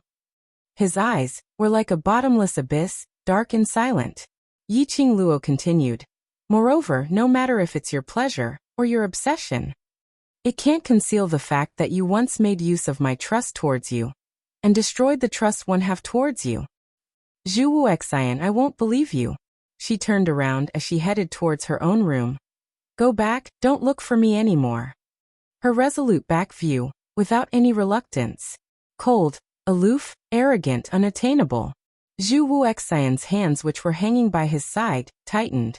The storm which gathered in his eyes seemed as though it was going to swallow him into the darkness. Until the young lady took a few steps away. His thin lips moved slightly, as he spoke out coldly. I know, where is the nearest base of secluded darkness palace in God realm? The slender figure in front of him suddenly stopped. Night. The moonlight was cold and gloomy. It was as if all the light had been covered. Under the night sky, the two figures were like ghosts. Until it stopped outside one of the 5 great aristocratic families, the Jiang aristocratic family. Jiang Mansion? Yiqing Luo looked up at the plaque in front of her and frowned slightly. This has something to do with the Jiang family's aristocrats? Under the dim moonlight, the red-clothed, black-haired man stood quietly in the darkness like a lonely elf. He looked at the side of the girl's face and said faintly, it can be considered related. Sort of. Yiqing Luo's brows creased even tighter. I'll listen to you and bear with it till nighttime before I start to take action. I only want to bring Cece home now. I don't have the patience to play the game of you guess I guess with you. Either say it or shut up. Zhu Wuxin did not speak again. Instead, he turned around and leaped into the Jiang manor. Yiqing Luo suppressed the anxiety in her stomach and followed suit. Soon, The two of them quietly approached each other. In the most remote and dark place of the Jiang Mansion's dungeon. The dungeon was really built underground. The abandoned courtyard was the entrance. Weeds were overgrown, and it looked extremely desolate. But just as they stepped into the abandoned courtyard, Yiqing Luo sensed an extremely cold aura, lingering in the courtyard.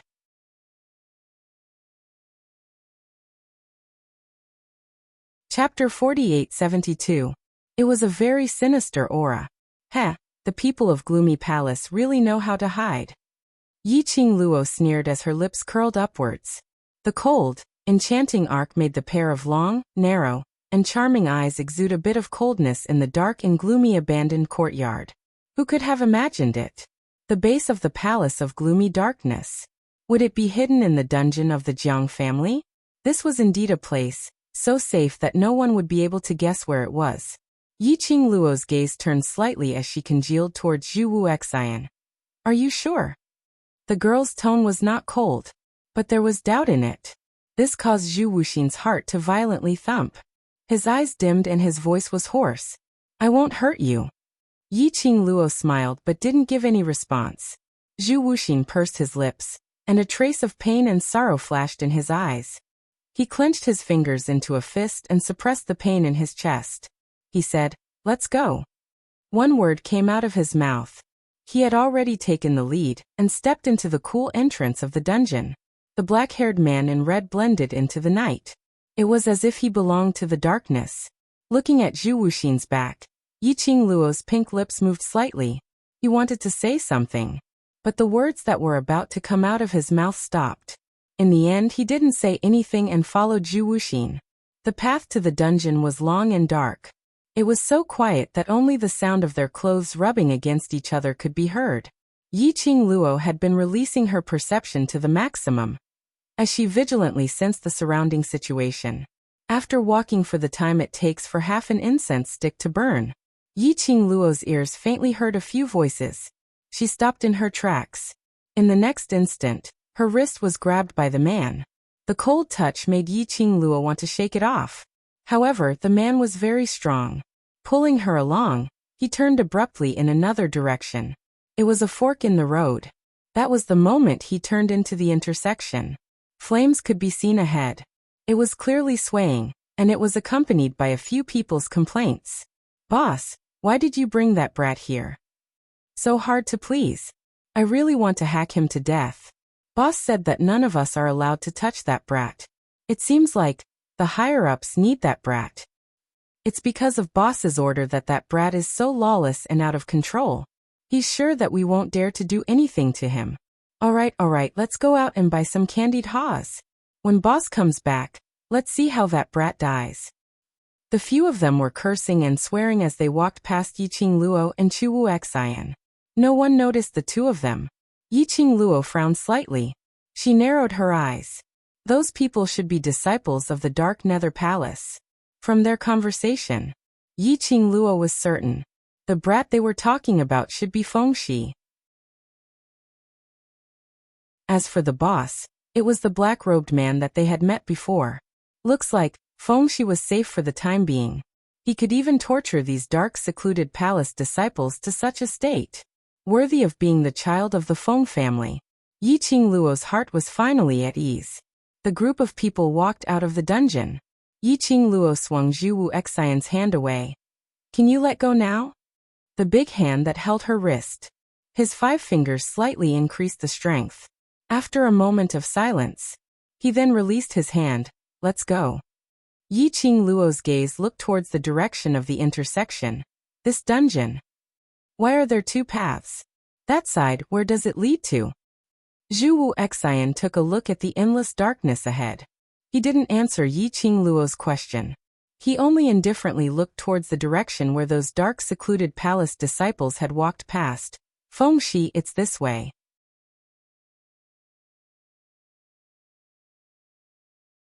Chapter 4873. Yiqing Luo's slender brows rose slightly as she fixed her gaze on that path as she took a look. Following that, she turned back and walked towards Fengxi's path. "Let's go." The two of them walked forward silently. This time round, They didn't meet any other secluded palace's disciples. After walking for a while, Yiqing Luo could obviously feel the overflowing evil qi in front of her. Zhu Wu Xian stretched out his hand to grab her arm, but Yiqing Luo avoided it. She took a step forward and leaned sideways against the uneven wall as she hid herself in the darkness. Zhu Wu Xian's hand grabbed onto empty air. He lowered his eyes and in the darkness, he gazed at his frozen hand in midair. Slightly stunned for a moment, he slowly retracted his hand. Immediately after, he turned sideways and hid into the darkness. They walked forward for a distance. Yiqing Luo could see very clearly in front of her, a huge iron door, horizontally in front. There were a few tall and sturdy secluded palace's disciples dressed in black robes as they leaned on the side and chatted idly. There was a bright light swaying in the wind. It made the reflection of the steel door extremely long. If they wanted to enter from here, they definitely had to defeat these secluded palace's disciples first. But the moment they took action, it would definitely attract the attention of secluded palace. That would be a huge risk to Fengxi's safety. Yiqing Luo's slender fingers caressed the profound phoenix ring as she squinted her eyes slightly. Looks like I can only use poison. Just as she took out a bottle of poison powder, she was prepared to blend into the air silently and make those secluded palace's disciples who were guarding the door faint. All of a sudden, a crisp, young voice rang out from behind him. I heard that Elder Su has kidnapped a little brat. Where is he? That voice was not far away, just at the corner in front. Yiqing Luo's body suddenly stiffened. She turned her head to look at that intersection, at the lights which appeared. There were at least 5 to 6 people's footsteps. Her complexion turned slightly pale. At this moment, she was in a dilemma. If the person behind her took another few steps forward, they would definitely discover her and Zhu Wu Xian. If they moved forward, those secluded palace's disciples who were guarding outside the steel door would discover them. Don't move. Zhu Wuxin's low and hoarse voice rang in his ears. Then, his hand grasped her wrist through the sleeve of her robe. Yiqing Luo's body lightened. His feet were suspended in the air. He had already been brought into the sky. This movement was very big. However, Zhu Wuxin controlled it very well, not making any sound at all. In addition, the crisp and tender voice on the other side was still chattering non-stop. It also covered the slight sound of Yiqing Luo's sleeves fluttering in the wind. Perhaps he knew that she did not like his touch. Zhu Wuxin only used the strength of one hand to hook her body and maintain her balance. They weren't close at all. His other hand was tightly gripping the protruding part of the rock wall. Fortunately, the cave was very high up. The two of them leaped into the air and hung on the cliff. The people below did not notice their presence. Soon 6 attendants escorted a person over. The 2 attendants in front carried lanterns. The bright light illuminated the people in the middle clearly. That was a young lady who was around 11 or 12 years old and looked extremely adorable, dressed in a pink long dress, holding 2 skewers of candied haws in her hands. One look and one could tell that she was a pampered little princess. When a row of people walked to the steel door, the few people guarding the door immediately straightened their bodies and bowed respectfully towards the young lady. Princess Ling Long. Young lady Ling Long waved her hand. Elder Su caught a little brat. I want to meet that little brat.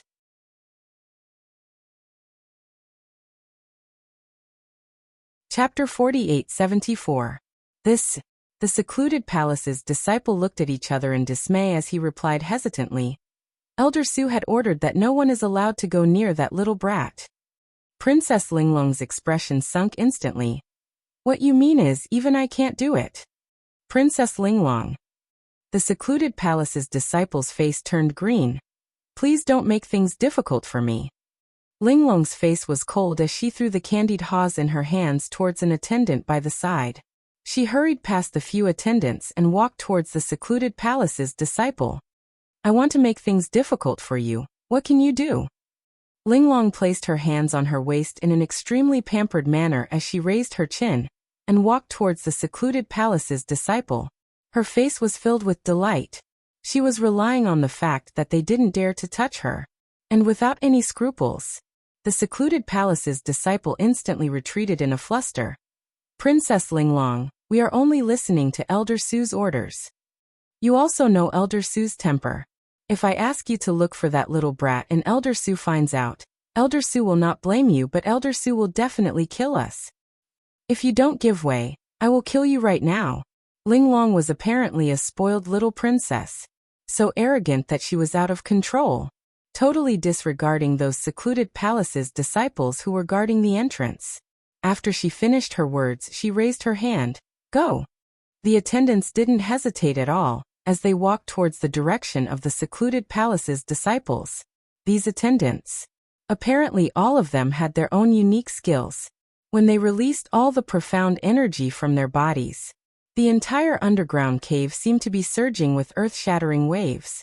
The secluded palace's disciples were so scared that they were shivering. He was angry and indignant at the same time, but most of them were fearful. They didn't dare to make a move against these attendants. The scene was a little chaotic. The longer Yiqing Luo hung in the air, Zhu Wu Xian, who was carrying her with one hand, gradually increased his strength. The little princess below apparently didn't intend to use the fastest speed to barge into the secluded palace's underground prison. If this went on, Zhu Wu Xian would probably not be able to hold on. Furthermore, this posture of hanging in the air, it was really unbearable. He had to think of something. Yiqing Luo frowned slightly as her gaze suddenly fell onto the two attendants standing behind Princess Ling Long, who were protecting the princess's safety. Her eyes suddenly brightened. She raised her hand and poked the back of Zhu Wuxin's hand. Zhu Wu Xian was slightly stunned as he turned his head towards Yiqing Luo in shock, as though he was extremely astonished that Yiqing Luo took the initiative to look for him. He was astonished to the point. Zhu Wuxin was so excited that he didn't have enough strength. The two of them almost fell down. Yiqing Luo indicated for him to look down. Zhu Wuxin stared at the two attendants with some surprise in his eyes. It seemed to be asking, "You want to do that?" Yiqing Luo nodded. Zhu Wuxin had no intention of stopping him. He nodded at her. The two of them looked at each other. His figure suddenly moved.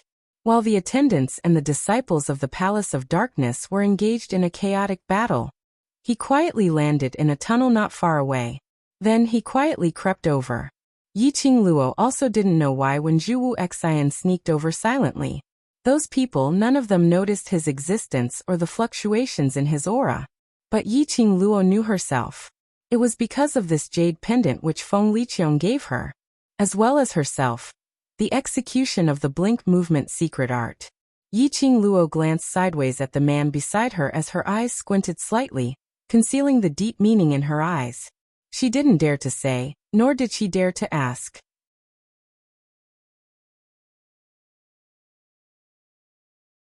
Chapter 48-75. Their movements were almost like clones. He approached the two attendants at the same time. The two of them stretched out their hands at the same time and sprinkled the poison powder on the servant. Then he steadily caught the unconscious attendant and quickly dragged him away. The movements of the two people, light, slow, and fast. He didn't even catch the attention of Ling Long, who had her hands on her hips and was looking at the Palace of Darkness disciple fighting with her attendant. The two of them quickly tore off the servant's coat and covered themselves with it. The people of secluded Darkness Palace all had one thing in common. He was dressed in a long black robe that covered his head. Only the embroidery on the black robe and the unique totem symbol proved his official position and status in the Palace of Darkness. The two of them put on their outer robes. Coincidentally, his entire body was hidden in the black robe. No one could see their faces. No one would recognize them. Zhu Wu Xian went to deal with the two fainted attendants. Yiqing Luo picked up the candied haws on the ground and walked towards the direction of the little princess. As soon as she stood still, she saw the little princess staring at her with a frown. "Little Seven, where did you go?" The little princess looked displeased. Yiqing Luo adjusted her tone and replied in a low voice, "There's movement over there." "Seven. Is this the codename of the owner of this robe? No wonder you and Lil Six suddenly went over there." The little princess pursed her lips and said with a look of disdain, "You guys just like to make a fuss. This is my father's secret base. How could there be any commotion?" "Yes. Yi Qingluo replied. The little princess raised her hand and pointed forward. Don't be lazy. Hurry up and catch those people and throw them away. There is no place in the Palace of Darkness that I can't go. The disciples of the secluded Darkness Palace were no match for the servants. If it wasn't for the fact that the attendants showed mercy and didn't have the intention to kill them, their corpses would have long been strewn across the iron gate. The little princess was about to send more people to beat them up. He decisively let them pass. What a joke! If they didn't let him in again, Elder Su had yet to return. They would really be dead. Princess Linglong, I know my mistake. I'll bring you to that brat now. A wise man submits to circumstances. After all, the other party was Princess Linglong. Even if Elder Su asked, they were only forced by Princess Linglong's threat and could not do anything about it. Thinking like this, the disciples of secluded Darkness Palace immediately compromised. Then he sent 2 injured men to lead the way in front of him. Yi Qingluo took a glance at the empty space behind her. Chu Wuxin had yet to return. He watched as the little princess walked closer to the iron gate. Yi Qingluo retracted her gaze and quickened her pace to follow behind the little princess. The little princess was leading the way. It was truly unimpeded. She took the opportunity to scan her surroundings. He drew a map of the surrounding terrain in his mind. Along the way, he encountered many disciples dressed in black robes.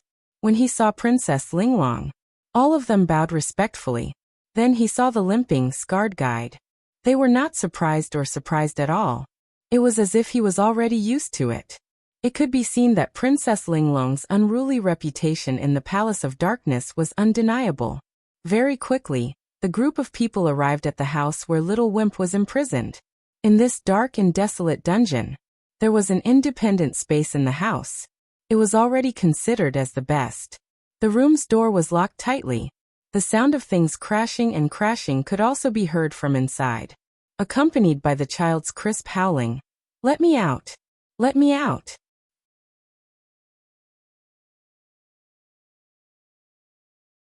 Chapter 4876. Yi Qingluo's eyes congealed slightly. It was Feng Shi's voice. Feng Shi was indeed brought to the base of the Palace of Darkness.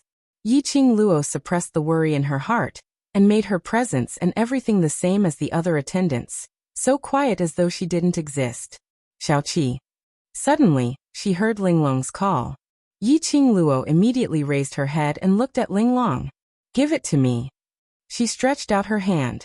Yi Qingluo went into a blank as she saw her right hand waving towards her, and immediately reacted as she passed the candied fruit in her hand to Linglong. This is the little brat you've caught? Linglong stared at the tightly shut door as she laughed with interest. Yes. The Palace of Darkness disciple immediately replied. Open the door. Linglong ordered. There was a disciple guarding the door as an example. The Palace of Darkness disciple who was guarding outside the room naturally didn't dare to delay, as he quickly opened the door. Bam! A teapot was thrown towards Linglong. Princess Linglong.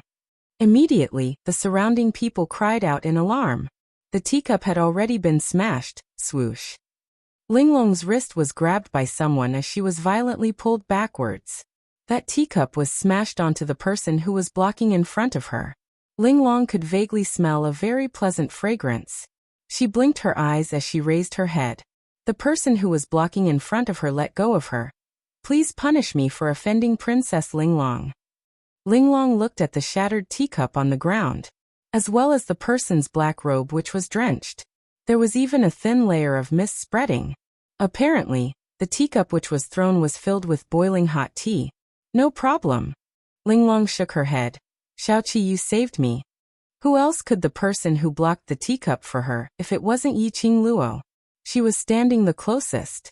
At this juncture, as an attendant, she naturally had to stand up for her master. She still hadn't managed to save Feng Shi. She absolutely couldn't ruin her image. She didn't expect. Linglong's next sentence made Yi Qingluo even more certain that her actions this time round were simply right. I will make an exception and recommend you to be my personal attendant. She raised her chin arrogantly. Yi Qingluo cupped her fists. Thank you, Princess Linglong. Linglong looked at the room again and walked towards it. The disciple of secluded darkness palace immediately said, "Princess Linglong, the brat inside is too violent. If you go in and hurt your precious daughter, his lordship will feel sorry for you." Linglong thought of the teacups and the sounds of them crashing to the ground. After thinking for a while, he pointed to Yiqing Luo. "Let Xiaoqi accompany me in." This was exactly what Yiqing Luo wanted. Yiqing Luo walked in front. Linglong followed behind. He even specially locked the room. As soon as he entered the room, what greeted him was a flurry of things being thrown at him. Yiqing Luo immediately waved her robe and blocked those things. Linglong poked her little head out from behind her and stared curiously in the direction where the thing had been thrown from. Amidst the ruins, a pink and jade-carved little dumpling was standing there, panting. A pair of black and white clear big eyes stared fiercely at them. Her eyes were instantly filled with a trace of smile. "You're the little brat that Elder Su had kidnapped? You're indeed so small. Let me out." Fengshi's expression was cold and her eyes were filled with a chilly intent. The current him. Totally no one could tell that he was so cute in front of Yiqing Luo. He looked exactly like the real Feng family's eldest grandson should have the attitude.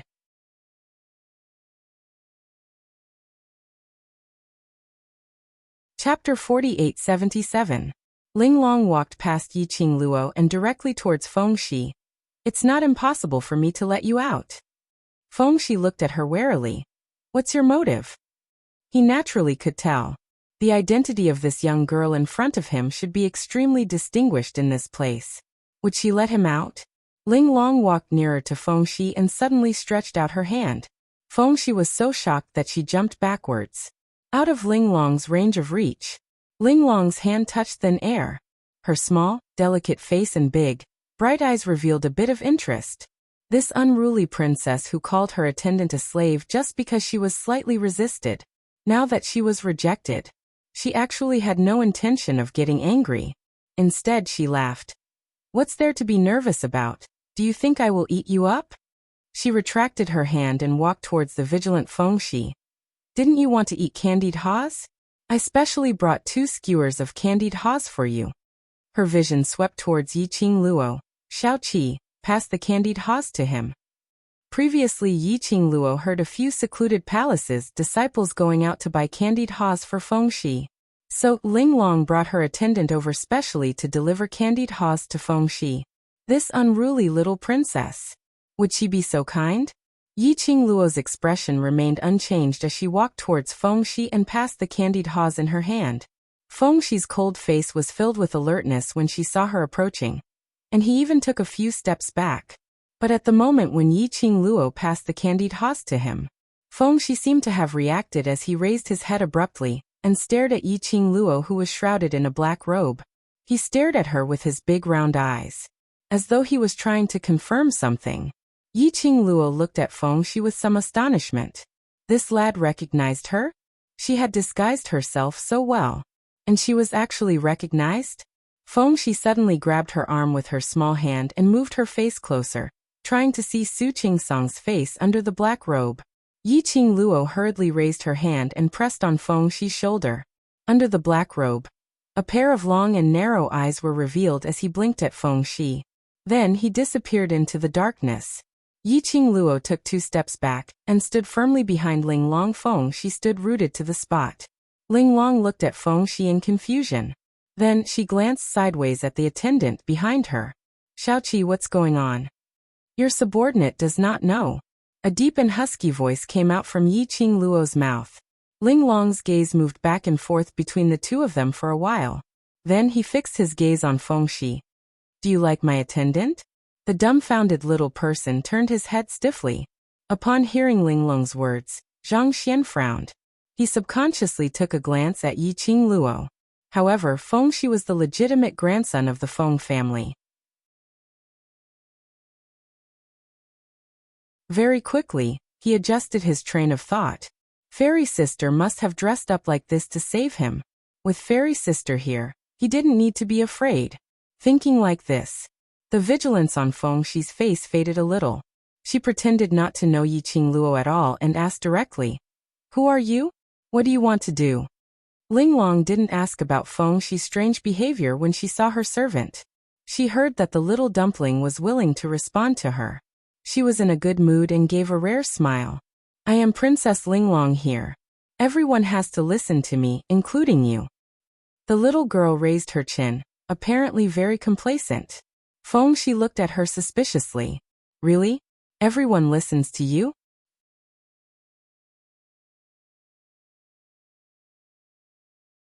Chapter 48-78. A poor person with no friends.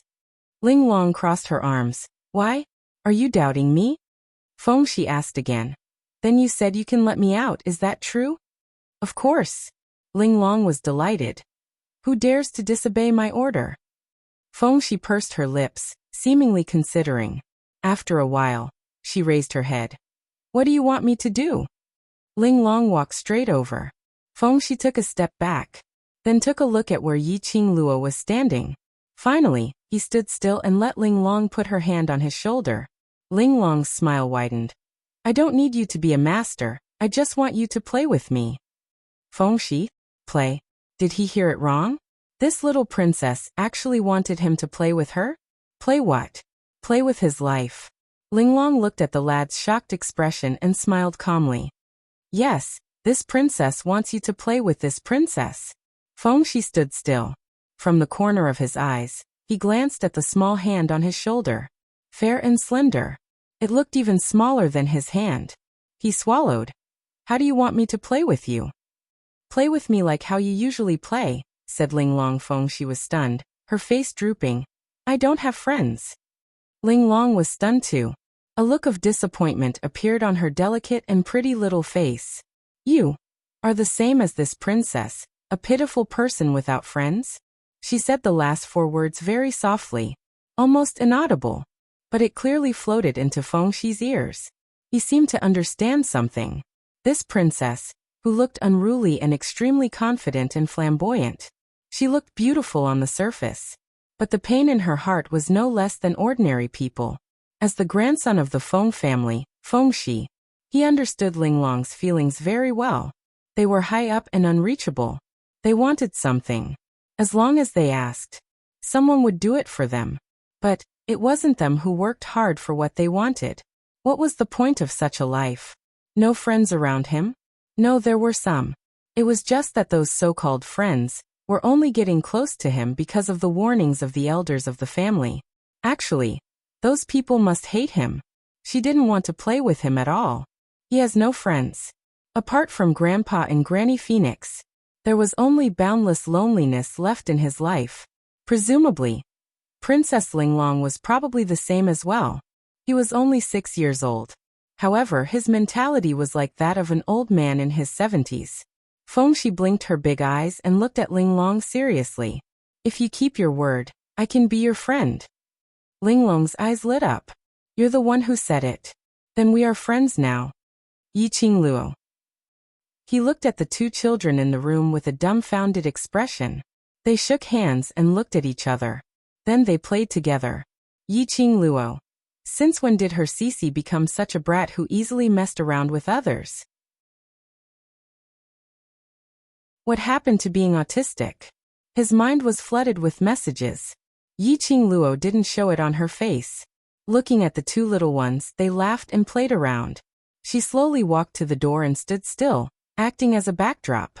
This was also to prevent anyone from coming in, interrupting her Cece's honey trap, to cultivate feelings with Ling Long.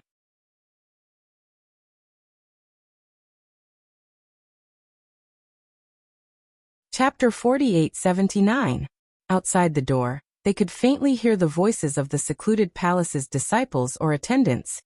Princess Ling Long seems to be smiling very happily. That wimpy brat is so hard to please. Why is he not making a fuss now? Why is Princess Ling Long looking for that wimpy brat? Why is it so lively inside? This is the first time we've heard Princess Ling Long smiling so happily. The secluded palace's disciples were also gossipy. Perhaps it's because Princess Ling Long had never seen anyone younger or similar in age to her. An attendant spoke calmly. Princess Ling Long heard that Elder Su had kidnapped a child, so she hurried over. That attendant paused slightly before continuing. She heard that the other party wanted to eat candied haws, so she brought her favorite candied haws along. The secluded palace's disciples nodded their heads in realization. That's true. His lordship had never allowed Princess Ling Long to interact with the outside world. Princess Ling Long indeed had never interacted with anyone other than us. No wonder Princess Ling Long took the initiative to look for her. Forget it, it's just 2 kids and Xiao Qi is guarding over there, so nothing will happen. Let Princess Ling Long play with that wimpy brat for a while. Yiqing Luo heard those people's discussions outside the door as her slender eyes squinted slightly. Then he shifted his gaze to the smiling Ling Long. She sighed. This Ling Long should be the daughter of the mastermind behind the secluded palace? And the mastermind behind the secluded palace valued her a lot. Otherwise, she wouldn't have been nurtured into such a character. But keeping her in the secluded palace, not allowing her to come into contact with the outside world. This was like keeping a canary in a cage. Was it really, purely because of care? Yiqing Luo didn't quite understand this care. Look at the current Ling Long. She was so adorable and her smile was beautiful. Her mannerisms, speech were all spoiled and willful. Probably because of the circle she came into contact with. Only the secluded palace. And the people in the secluded palace were all respectful towards her. So much so. When Ling Long saw that Fengxi was treating her differently from the others, she couldn't help but feel a chill run down her spine. Not only would she not be angry, she felt interesting. Let the 2 of them play for a while. Yiqing Luo looked around unknowingly, scanning the surroundings. He memorized all the furnishings in the room. In his mind he made a plan to leave. From time to time, people would walk past the door. But no one approached the door. Yiqing Luo had not received any news from Zhuwu Xian. About an hour later, the 2 little dumplings that were playing together were also tired. At this moment, they were sitting on the ground with their backs against each other, resting with their eyes closed. It had been a long time since the 2 of them had such happiness. Just as the peaceful and harmonious atmosphere was spreading intensely, suddenly he heard a low shout. What are you guys doing here? Elder Su. The greetings of the Dark Abyss Palace disciples came from outside. Elder Su strode over. Where is Feng family's tiny tot? He's inside. The disciple of Dark Palace answered respectfully. No, but just stay inside. Elder Su interrupted the disciple and waved his hand. He pushed the door open and walked into the room.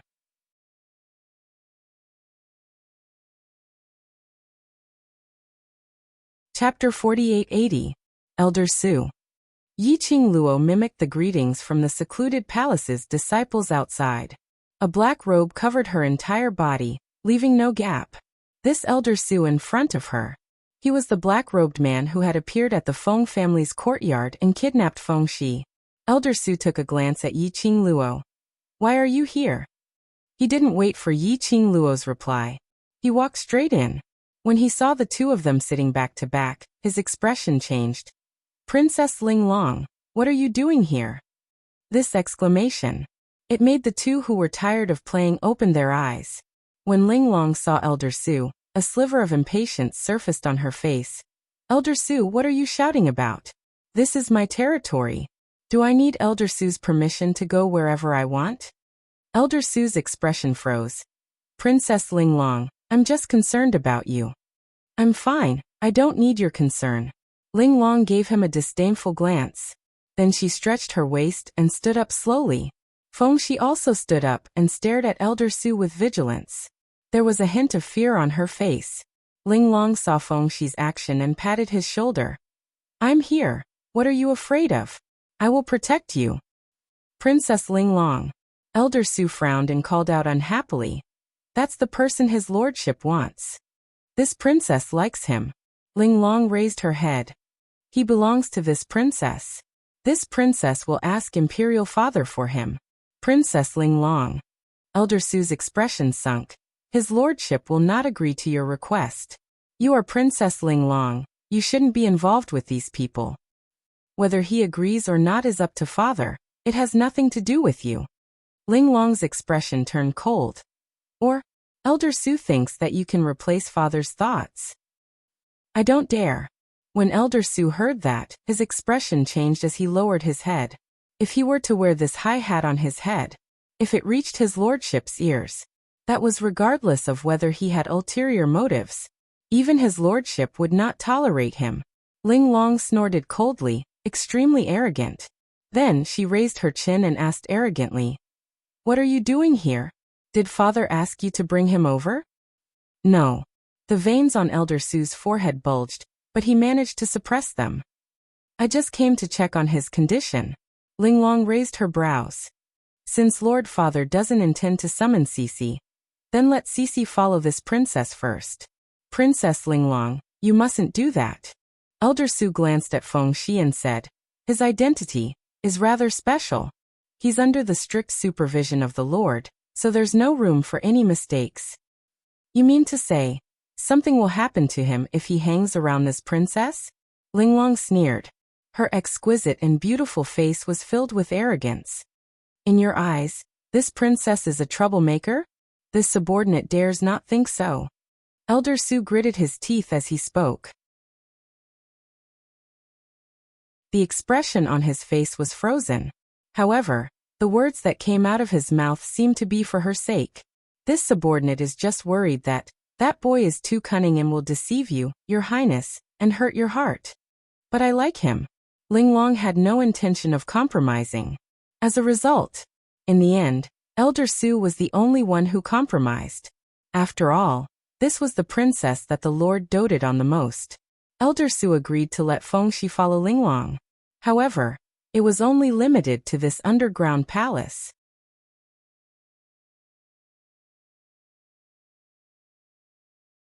Chapter 4881. Elder Su took a step back. Ling Long naturally took a step back as well. In this underground palace, so be it. Anyway, no matter where it was, as long as she could play with Cece, it was fine. Ling Long didn't care. But Feng Shi's face turned pale. Princess Ling Long, you promised me. She promised to let him go. Why did she agree to Elder Su's words now? The range of activity was limited to this underground palace? What was the difference between locking him up? Ling Long held Feng Shi's hand and walked out of the room. The lights in the huge underground palace weren't bright, but not dark either. The candles hung on the walls lengthened their shadows. Ling Long asked with a serious expression, "Aren't you out now?" Feng Shi, you tricked me? I like you, why would I trick you? Ling Long frowned. Didn't I do what I promised you? Let him go. Now he had indeed left the house where he was being held captive. These words, there was nothing wrong with it. Feng Shi pursed her lips, unwilling to speak. Elder Su took a look at Feng Shi, and then at the arrogant princess who didn't fly into a rage like usual even though Feng Shi had given him a cold shoulder. He retracted his gaze and looked at the other disciples. Watch carefully, if you lose sight of him, all of you will die. Yes. The disciples of the Nether Palace were trembling in fear as they replied respectfully. Elder Su flicked his sleeves and left. Ling Long grabbed Feng Shi's hand. Let's go, I'll bring you to my room to play. There are many fun things inside. Before she could finish her words, Feng Shi swung her hand and slapped Ling Long's hand away. Her little face was filled with anger. I don't want to play with you. Without any warning, Ling Long was slapped away and staggered back a step. Yi Qing Luo supported her from behind in time. She was a little girl who had been pampered since young. Just one slap. A large red patch appeared on Ling Long's fair and tender skin. It looked extremely shocking. The expressions of the Palace of Gloomy Darkness disciples changed, and they rushed to Ling Long. How dare you? How dare you hurt Princess Ling Long? Immediately, other disciples of the Palace of Darkness lifted Feng Shi up. Just as he was about to slap her. Stop. Ling Long's expression turned slightly cold. She reprimanded and lashed her whip at the disciple who slapped her. She said with a cold face, Did I ask you to do it? Get lost. The Darkness Palace disciple who was whipped and the other disciples all took 2 steps back and lowered their heads in apology. Ling Long snorted coldly and looked back at Feng Shi. She stuffed the whip into Yi Qing Luo's hand. and strode over to Feng Shi. Why are you angry with me? She was arrogant and unreasonable when facing the disciples of the Dark Palace. When he looked at Feng Shi, there was nothing left. She patiently continued. I like you, but that doesn't mean you can trample on my good intentions. Feng Shi gritted her teeth. She had tricked him with words. Why did it sound like it was his fault? Just as he was about to say something, out of the corner of his eye, he caught a glimpse of the black-robed young lady behind Linglong. She shook her head at him. The words in Feng Shi's mouth stopped. She lowered her head and said in a muffled voice, I want to leave this place. Linglong walked closer to him. I want to leave too. Aren't you a princess?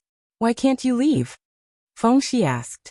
Linglong said, other than leaving the restricted area that my father has set for me, I can't go anywhere else.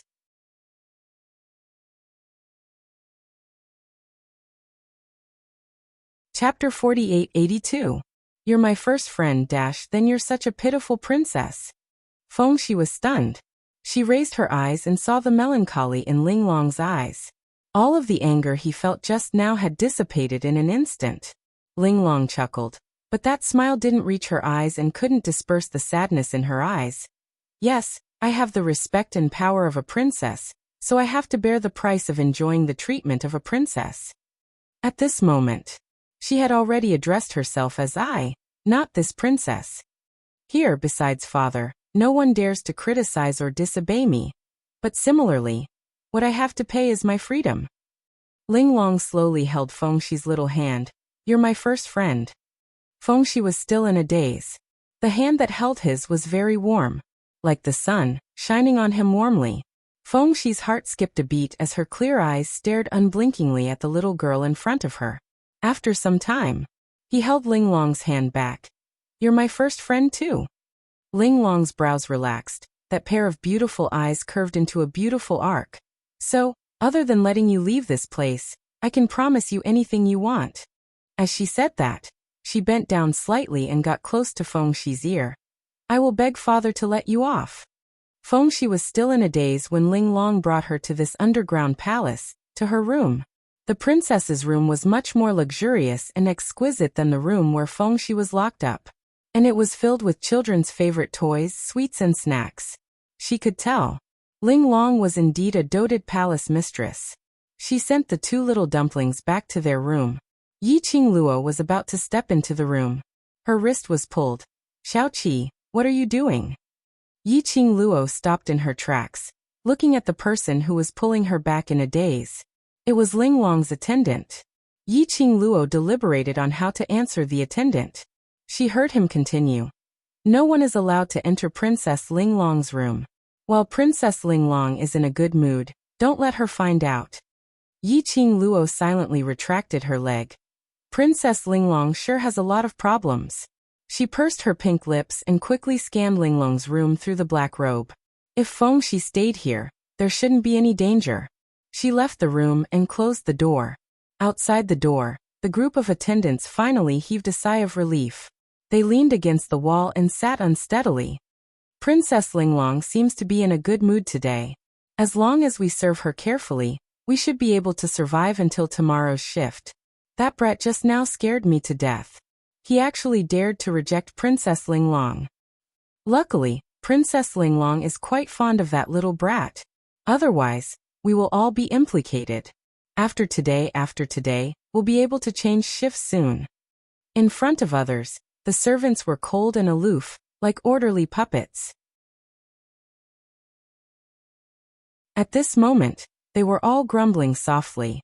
Yiqing Luo casually found a place to sit down as she listened to the attendants' discussions. He roughly understood just how bad was Linglong's reputation. The servants described her as an evil woman who had crawled out of hell. Unruly, willful, cruel, and bloodthirsty. Killing without batting an eyelid. Yiqing Luo listened with a face of suspicion. Although the cute and pretty little princess was a little unreasonable, she was still a little arrogant. But it was not to the extent, using vicious words like killing people like flax, cruel and bloodthirsty to describe her.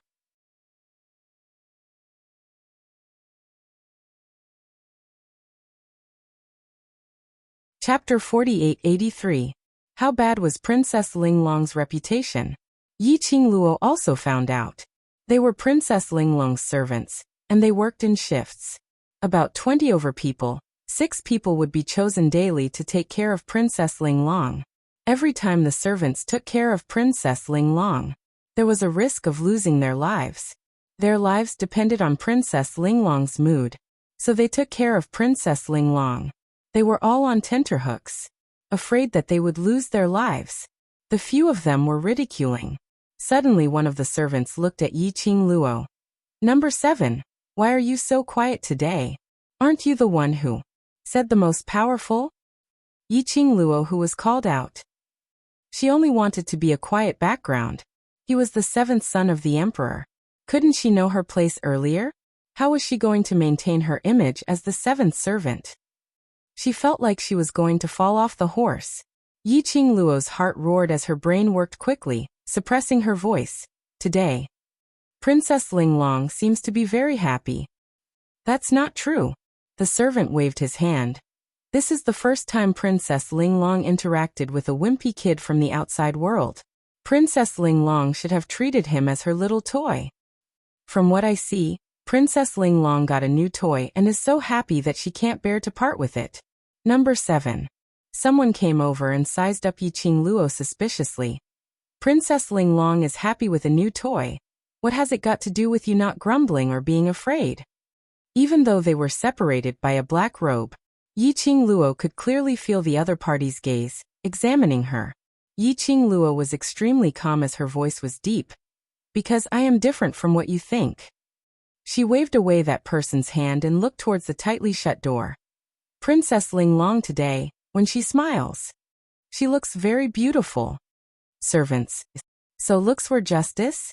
Because Princess Linglong smiled beautifully, so she couldn't even bear to grumble? Suddenly, squeak, the room door was opened. A young girl dressed in an exquisite long dress stood at the door. Princess Linglong. The servants were so shocked that they jumped up from the ground and hurriedly stood up straight respectfully. Linglong's beautiful big eyes stared straight at Yi Qingluo, unable to tell the emotions within. The attendants held their breaths. He was afraid that if he was not careful, his life would be taken by this unruly and headstrong princess. Linglong's vision stared at Yi Qingluo for some time. "You said, this princess is very beautiful?" "Princess Linglong. This is what she said. It has nothing to do with us." The attendants immediately voiced out to clarify their relationship. However, Linglong did not even bother to look at them. He only stared deeply at Yi Qingluo as he repeated his question. "Say it one more time." Yi Qingluo's slightly drooping head slowly lifted up. Through the black robe, Yi Qingluo could see the sparkling light in the young and beautiful little princess's eyes. It was as dazzling as a luminous pearl. Yi Qingluo's pink lips moved as she said word by word. "If Princess smiles more often, you will definitely be more beautiful." As soon as he finished speaking, the attendants behind him all gasped in shock. He was quite frightened. This old 7th couldn't be crazy, right? She actually raised her opinion to Princess Linglong? She was going to cause them to die. However, they trembled as they waited for a long time. They didn't see Princess Linglong getting angry. On the contrary, Princess Linglong turned around and walked into the room. She even said,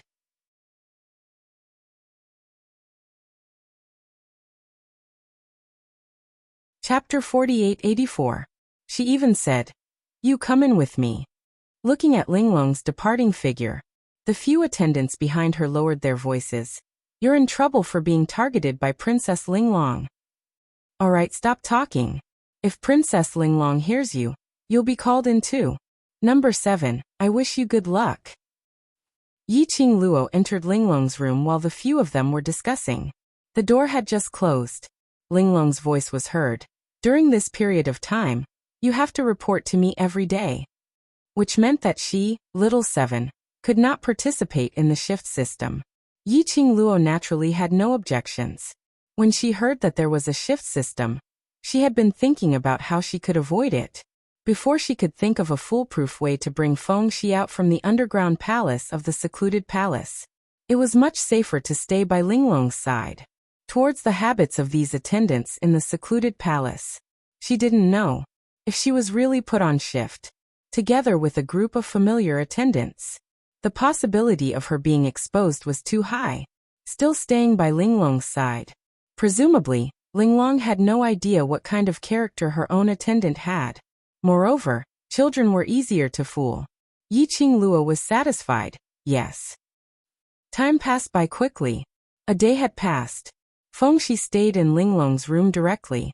Yiqing Luo, the attendant who was appointed to serve her personally, also stayed in Linglong's room and didn't leave.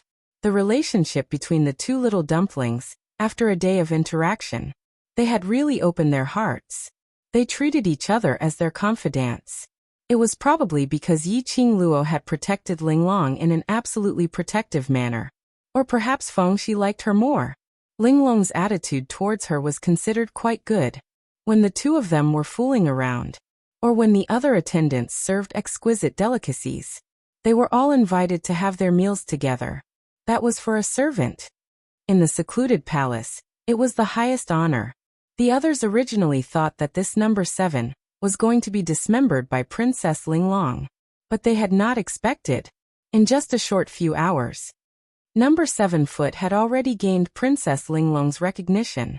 He knew that. Princess Linglong liked it when people complimented her. They were praising him too much. It was too late for regrets. But there was no chance for regret. On the round mahogany table, the two little dumplings sat side by side, obediently eating the food in their bowls.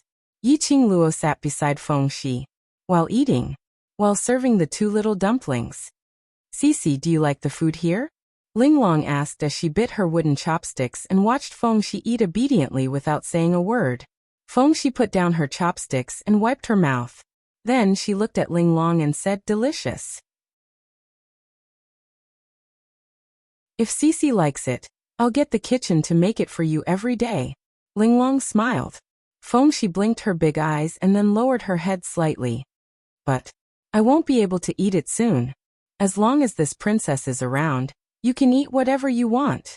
Linglong's vision shot towards Yiqing Luo. "Remember what Cici wants to eat, go prepare it." Princess Linglong. Yiqing Luo also put down her chopsticks. Young Master Feng should not be because he wants to eat anything. She didn't beat around the bush as she continued. Young Master Feng is a hostage that Master specially instructed Elder Su to lock up here. A day has already passed, and the Lord should soon send news back, and have someone take young Master Feng away.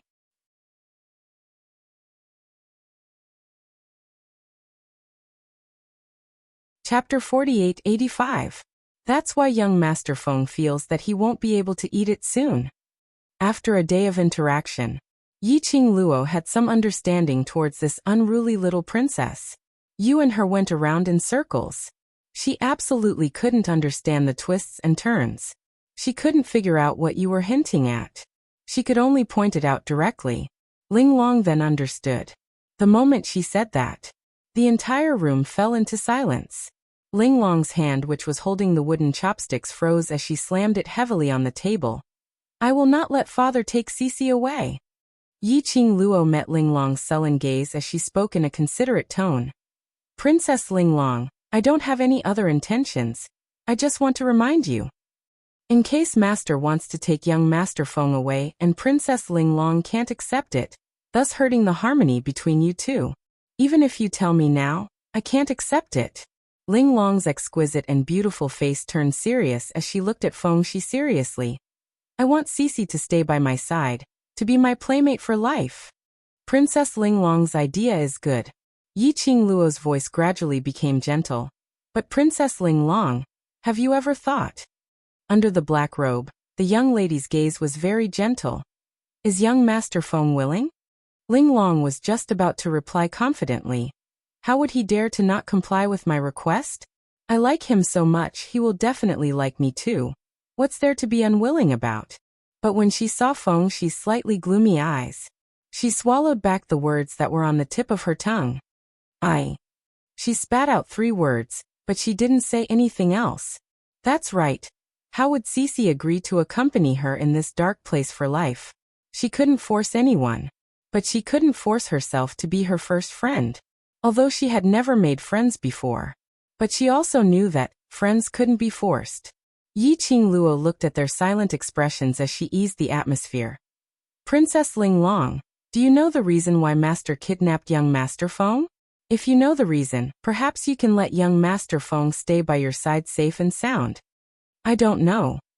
Linglong hung her head in defeat. My father has never allowed me to ask about him. Yi Qingluo consoled him. Young Master Feng is after all the Feng family's direct grandson, so Master shouldn't be too overboard. No. I'm going to find my father. Linglong suddenly slammed the table and stood up. Cici is my friend. I can't let royal father hurt Cici. Saying that, she didn't wait for Yi Qingluo's reply or Feng Shi's reaction. He hurriedly walked out of the door. That was called valiant and high-spirited. Yi Qingluo. This little princess was really a doer. He was in a hurry. Princess Linglong, where are you going? Princess Linglong, Princess Linglong. Outside the door, the servants called out. Linglong walked very quickly. He completely ignored them. The attendants and the disciples of the Palace of Gloomy Darkness who were guarding at the side found it strange. He pushed open the door. He saw Yi Qingluo dressed in a black robe standing beside the mahogany table. Feng Shi, on the other hand, was sitting in front of a table full of delicacies, swinging her little feet. Number 7. The attendants shouted outside the door. Yi Qingluo turned around and said calmly, Princess Linglong went to look for Master, and ordered me to look after young Master Feng. This excuse. There was no flaw. The attendants didn't ask any further. They closed the door again and stood guard outside. Fairy sister. There were no outsiders around. Feng Shi immediately jumped down from the chair and hugged Yi Qingluo's leg.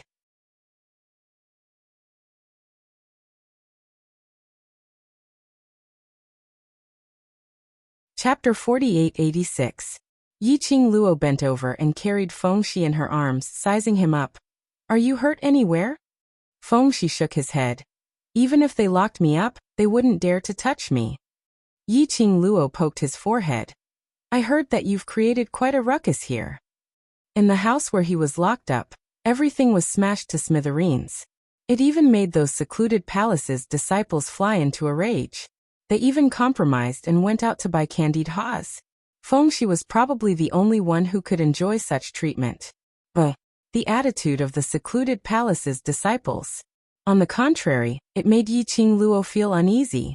This was enough to tell. The mastermind of the secluded palace needed Feng Shi.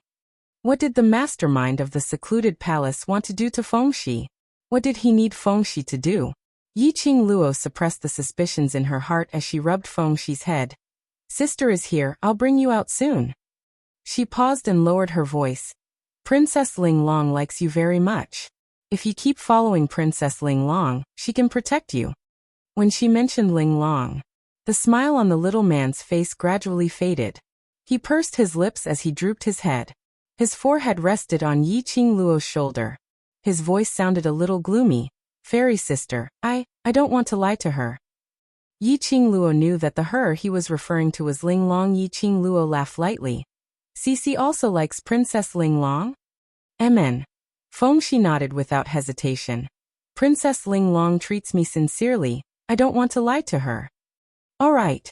Yi Qingluo had no intention to refute as she gently rubbed the little dumpling's head. Cici, do whatever you want to do. Feng Shi suddenly raised his head. Her black and white eyes were sparkling. He grinned as his eyes curved. Amen. All the uneasiness and unhappiness in the bottom of his heart had completely dissipated. But, Cici, we have to leave this place. Yi Qingluo's vision looked towards the tightly shut door.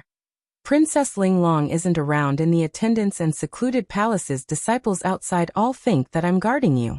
This is our best chance to leave. She reached out and pinched Feng Shi's nose. Cici, are you leaving? The smile on Feng Shi's face, which had just appeared, slowly faded away. He looked at Yi Qingluo in a daze. Then he glanced at the room that was filled with Linglong's aura. He had just made up his mind to reveal his identity and Yi Qingluo's identity to Linglong. I want to tell her. He also sincerely wanted to be friends with her. I want to tell her. He wanted to take her out of this dark place and let her see other colors in the world. But he couldn't, even if he didn't know what kind of place this underground palace was. But it was also clear. This place was fraught with danger. Fairy Sister came here to save him. He was definitely taking a huge risk. Now was the best chance to leave. I missed it. I'm afraid it's not just him who can't leave this place. Even Fairy Sister would be implicated by him. He could not be so selfish. Although he was small, his thoughts were extremely mature. In the blink of an eye, he used a clear and resolute gaze to look at her. Fairy Sister, I'll leave with you. He paused slightly. But before this, I want to tell her that I really treat her as my friend. Yiqing Luo touched his head. Go on. This was the little dumpling's first friend.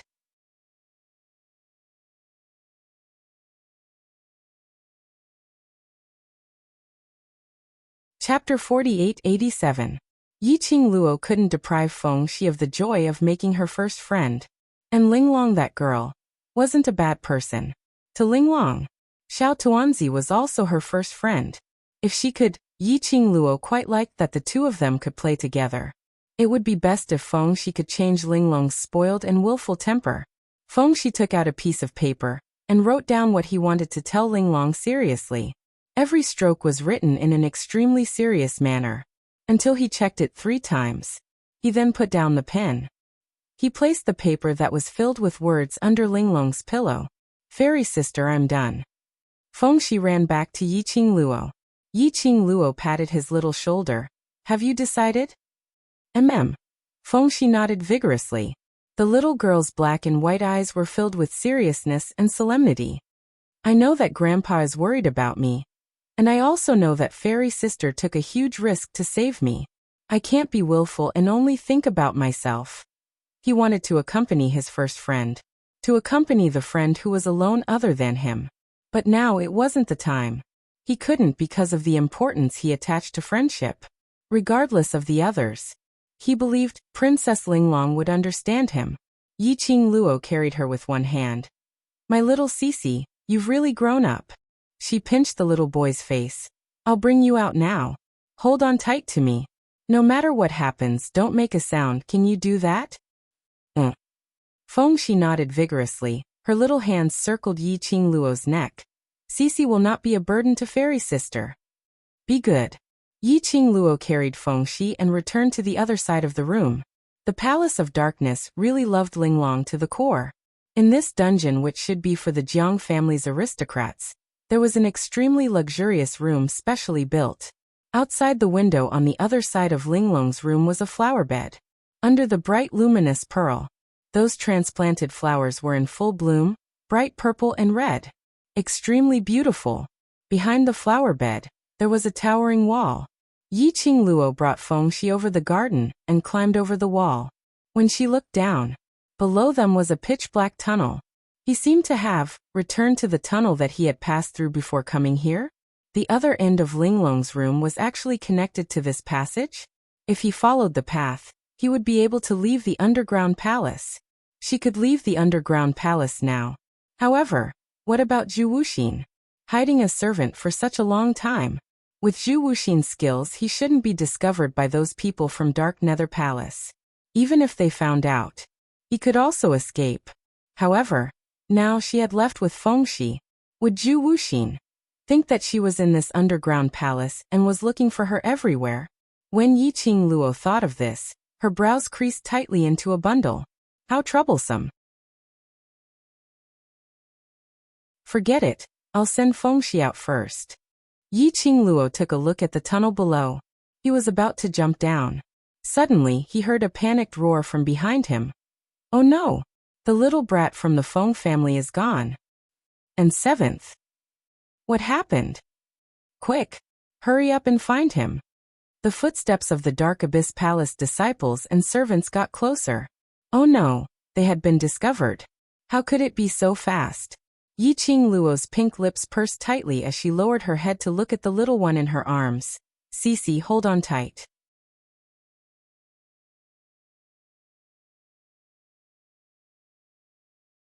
Chapter 4888.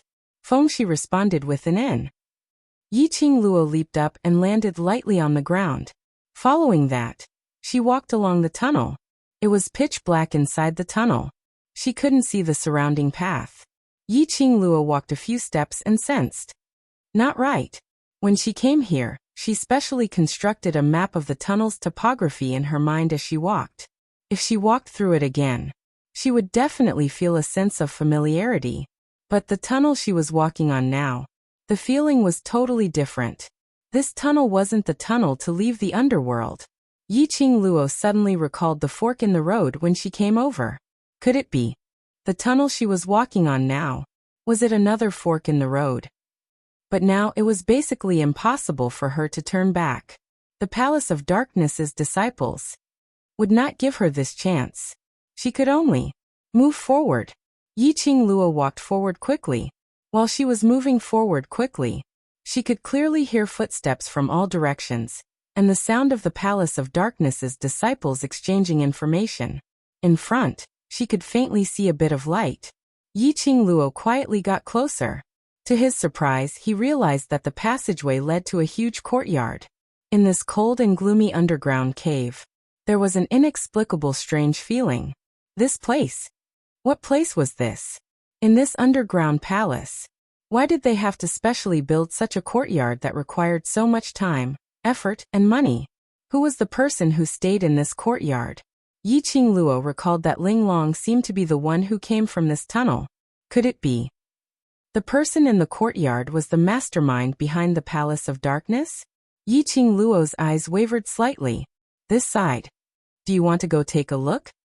That's a forbidden area. But we searched the entire underground palace and didn't find Feng family's brat and number 7. The disciples guarding the entrance of the underground prison didn't see the both of them leaving. Perhaps they are hiding here. Behind them, the Palace of Darkness's disciples' voices were getting closer. They were still feeling uneasy, hesitating if they should come over to search. Yiqing Luo heard their discussion as her heart started to pound. This was a forbidden area? There was actually a forbidden area in the Palace of Darkness's base? What kind of secret or treasure was hidden here? Yiqing Luo raised her eyebrows slightly, held Feng Shi tightly, and jumped into the courtyard. Forbidden areas were the best places to hide. It was the moment she jumped into the courtyard. Footsteps could be heard from outside the courtyard. The disciples of Gloomy Palace caught up. Are we going in? I don't think so. What if the person is really hiding inside? Elder Su said that if we lose sight of him, all of us will have to die with him. Either way, I'll die. Let's go in. The disciples of Darkness Palace chattered for a long time outside the courtyard. In the end, he decided, enter. Yiqing Luo's current position. It was very close to the courtyard gate. As long as those people came in, she would definitely be discovered. But the place where she was standing now was a little awkward. The ground was covered with a thick layer of withered yellow leaves. All she had to do was lift her foot slightly and put it down. The rustling of leaves was extremely obvious. When those people heard it, they would be able to detect her position. The Palace of Darkness's disciples got closer to the courtyard gate bit by bit. From the footsteps, there were about 10 over of them. Yiqing Luo's heart started to race. The courtyard gate, slowly, was pushed open. You're tuning in to the Li Mei's Sword of Destiny YouTube channel. We're so grateful for your support, and don't forget to subscribe to join us on this incredible journey through captivating stories. Your generosity through donations truly makes a world of difference, as it's the primary source of revenue that allows me to expand and enhance this channel for you. Thank you from the bottom of my heart for being a part of this adventure.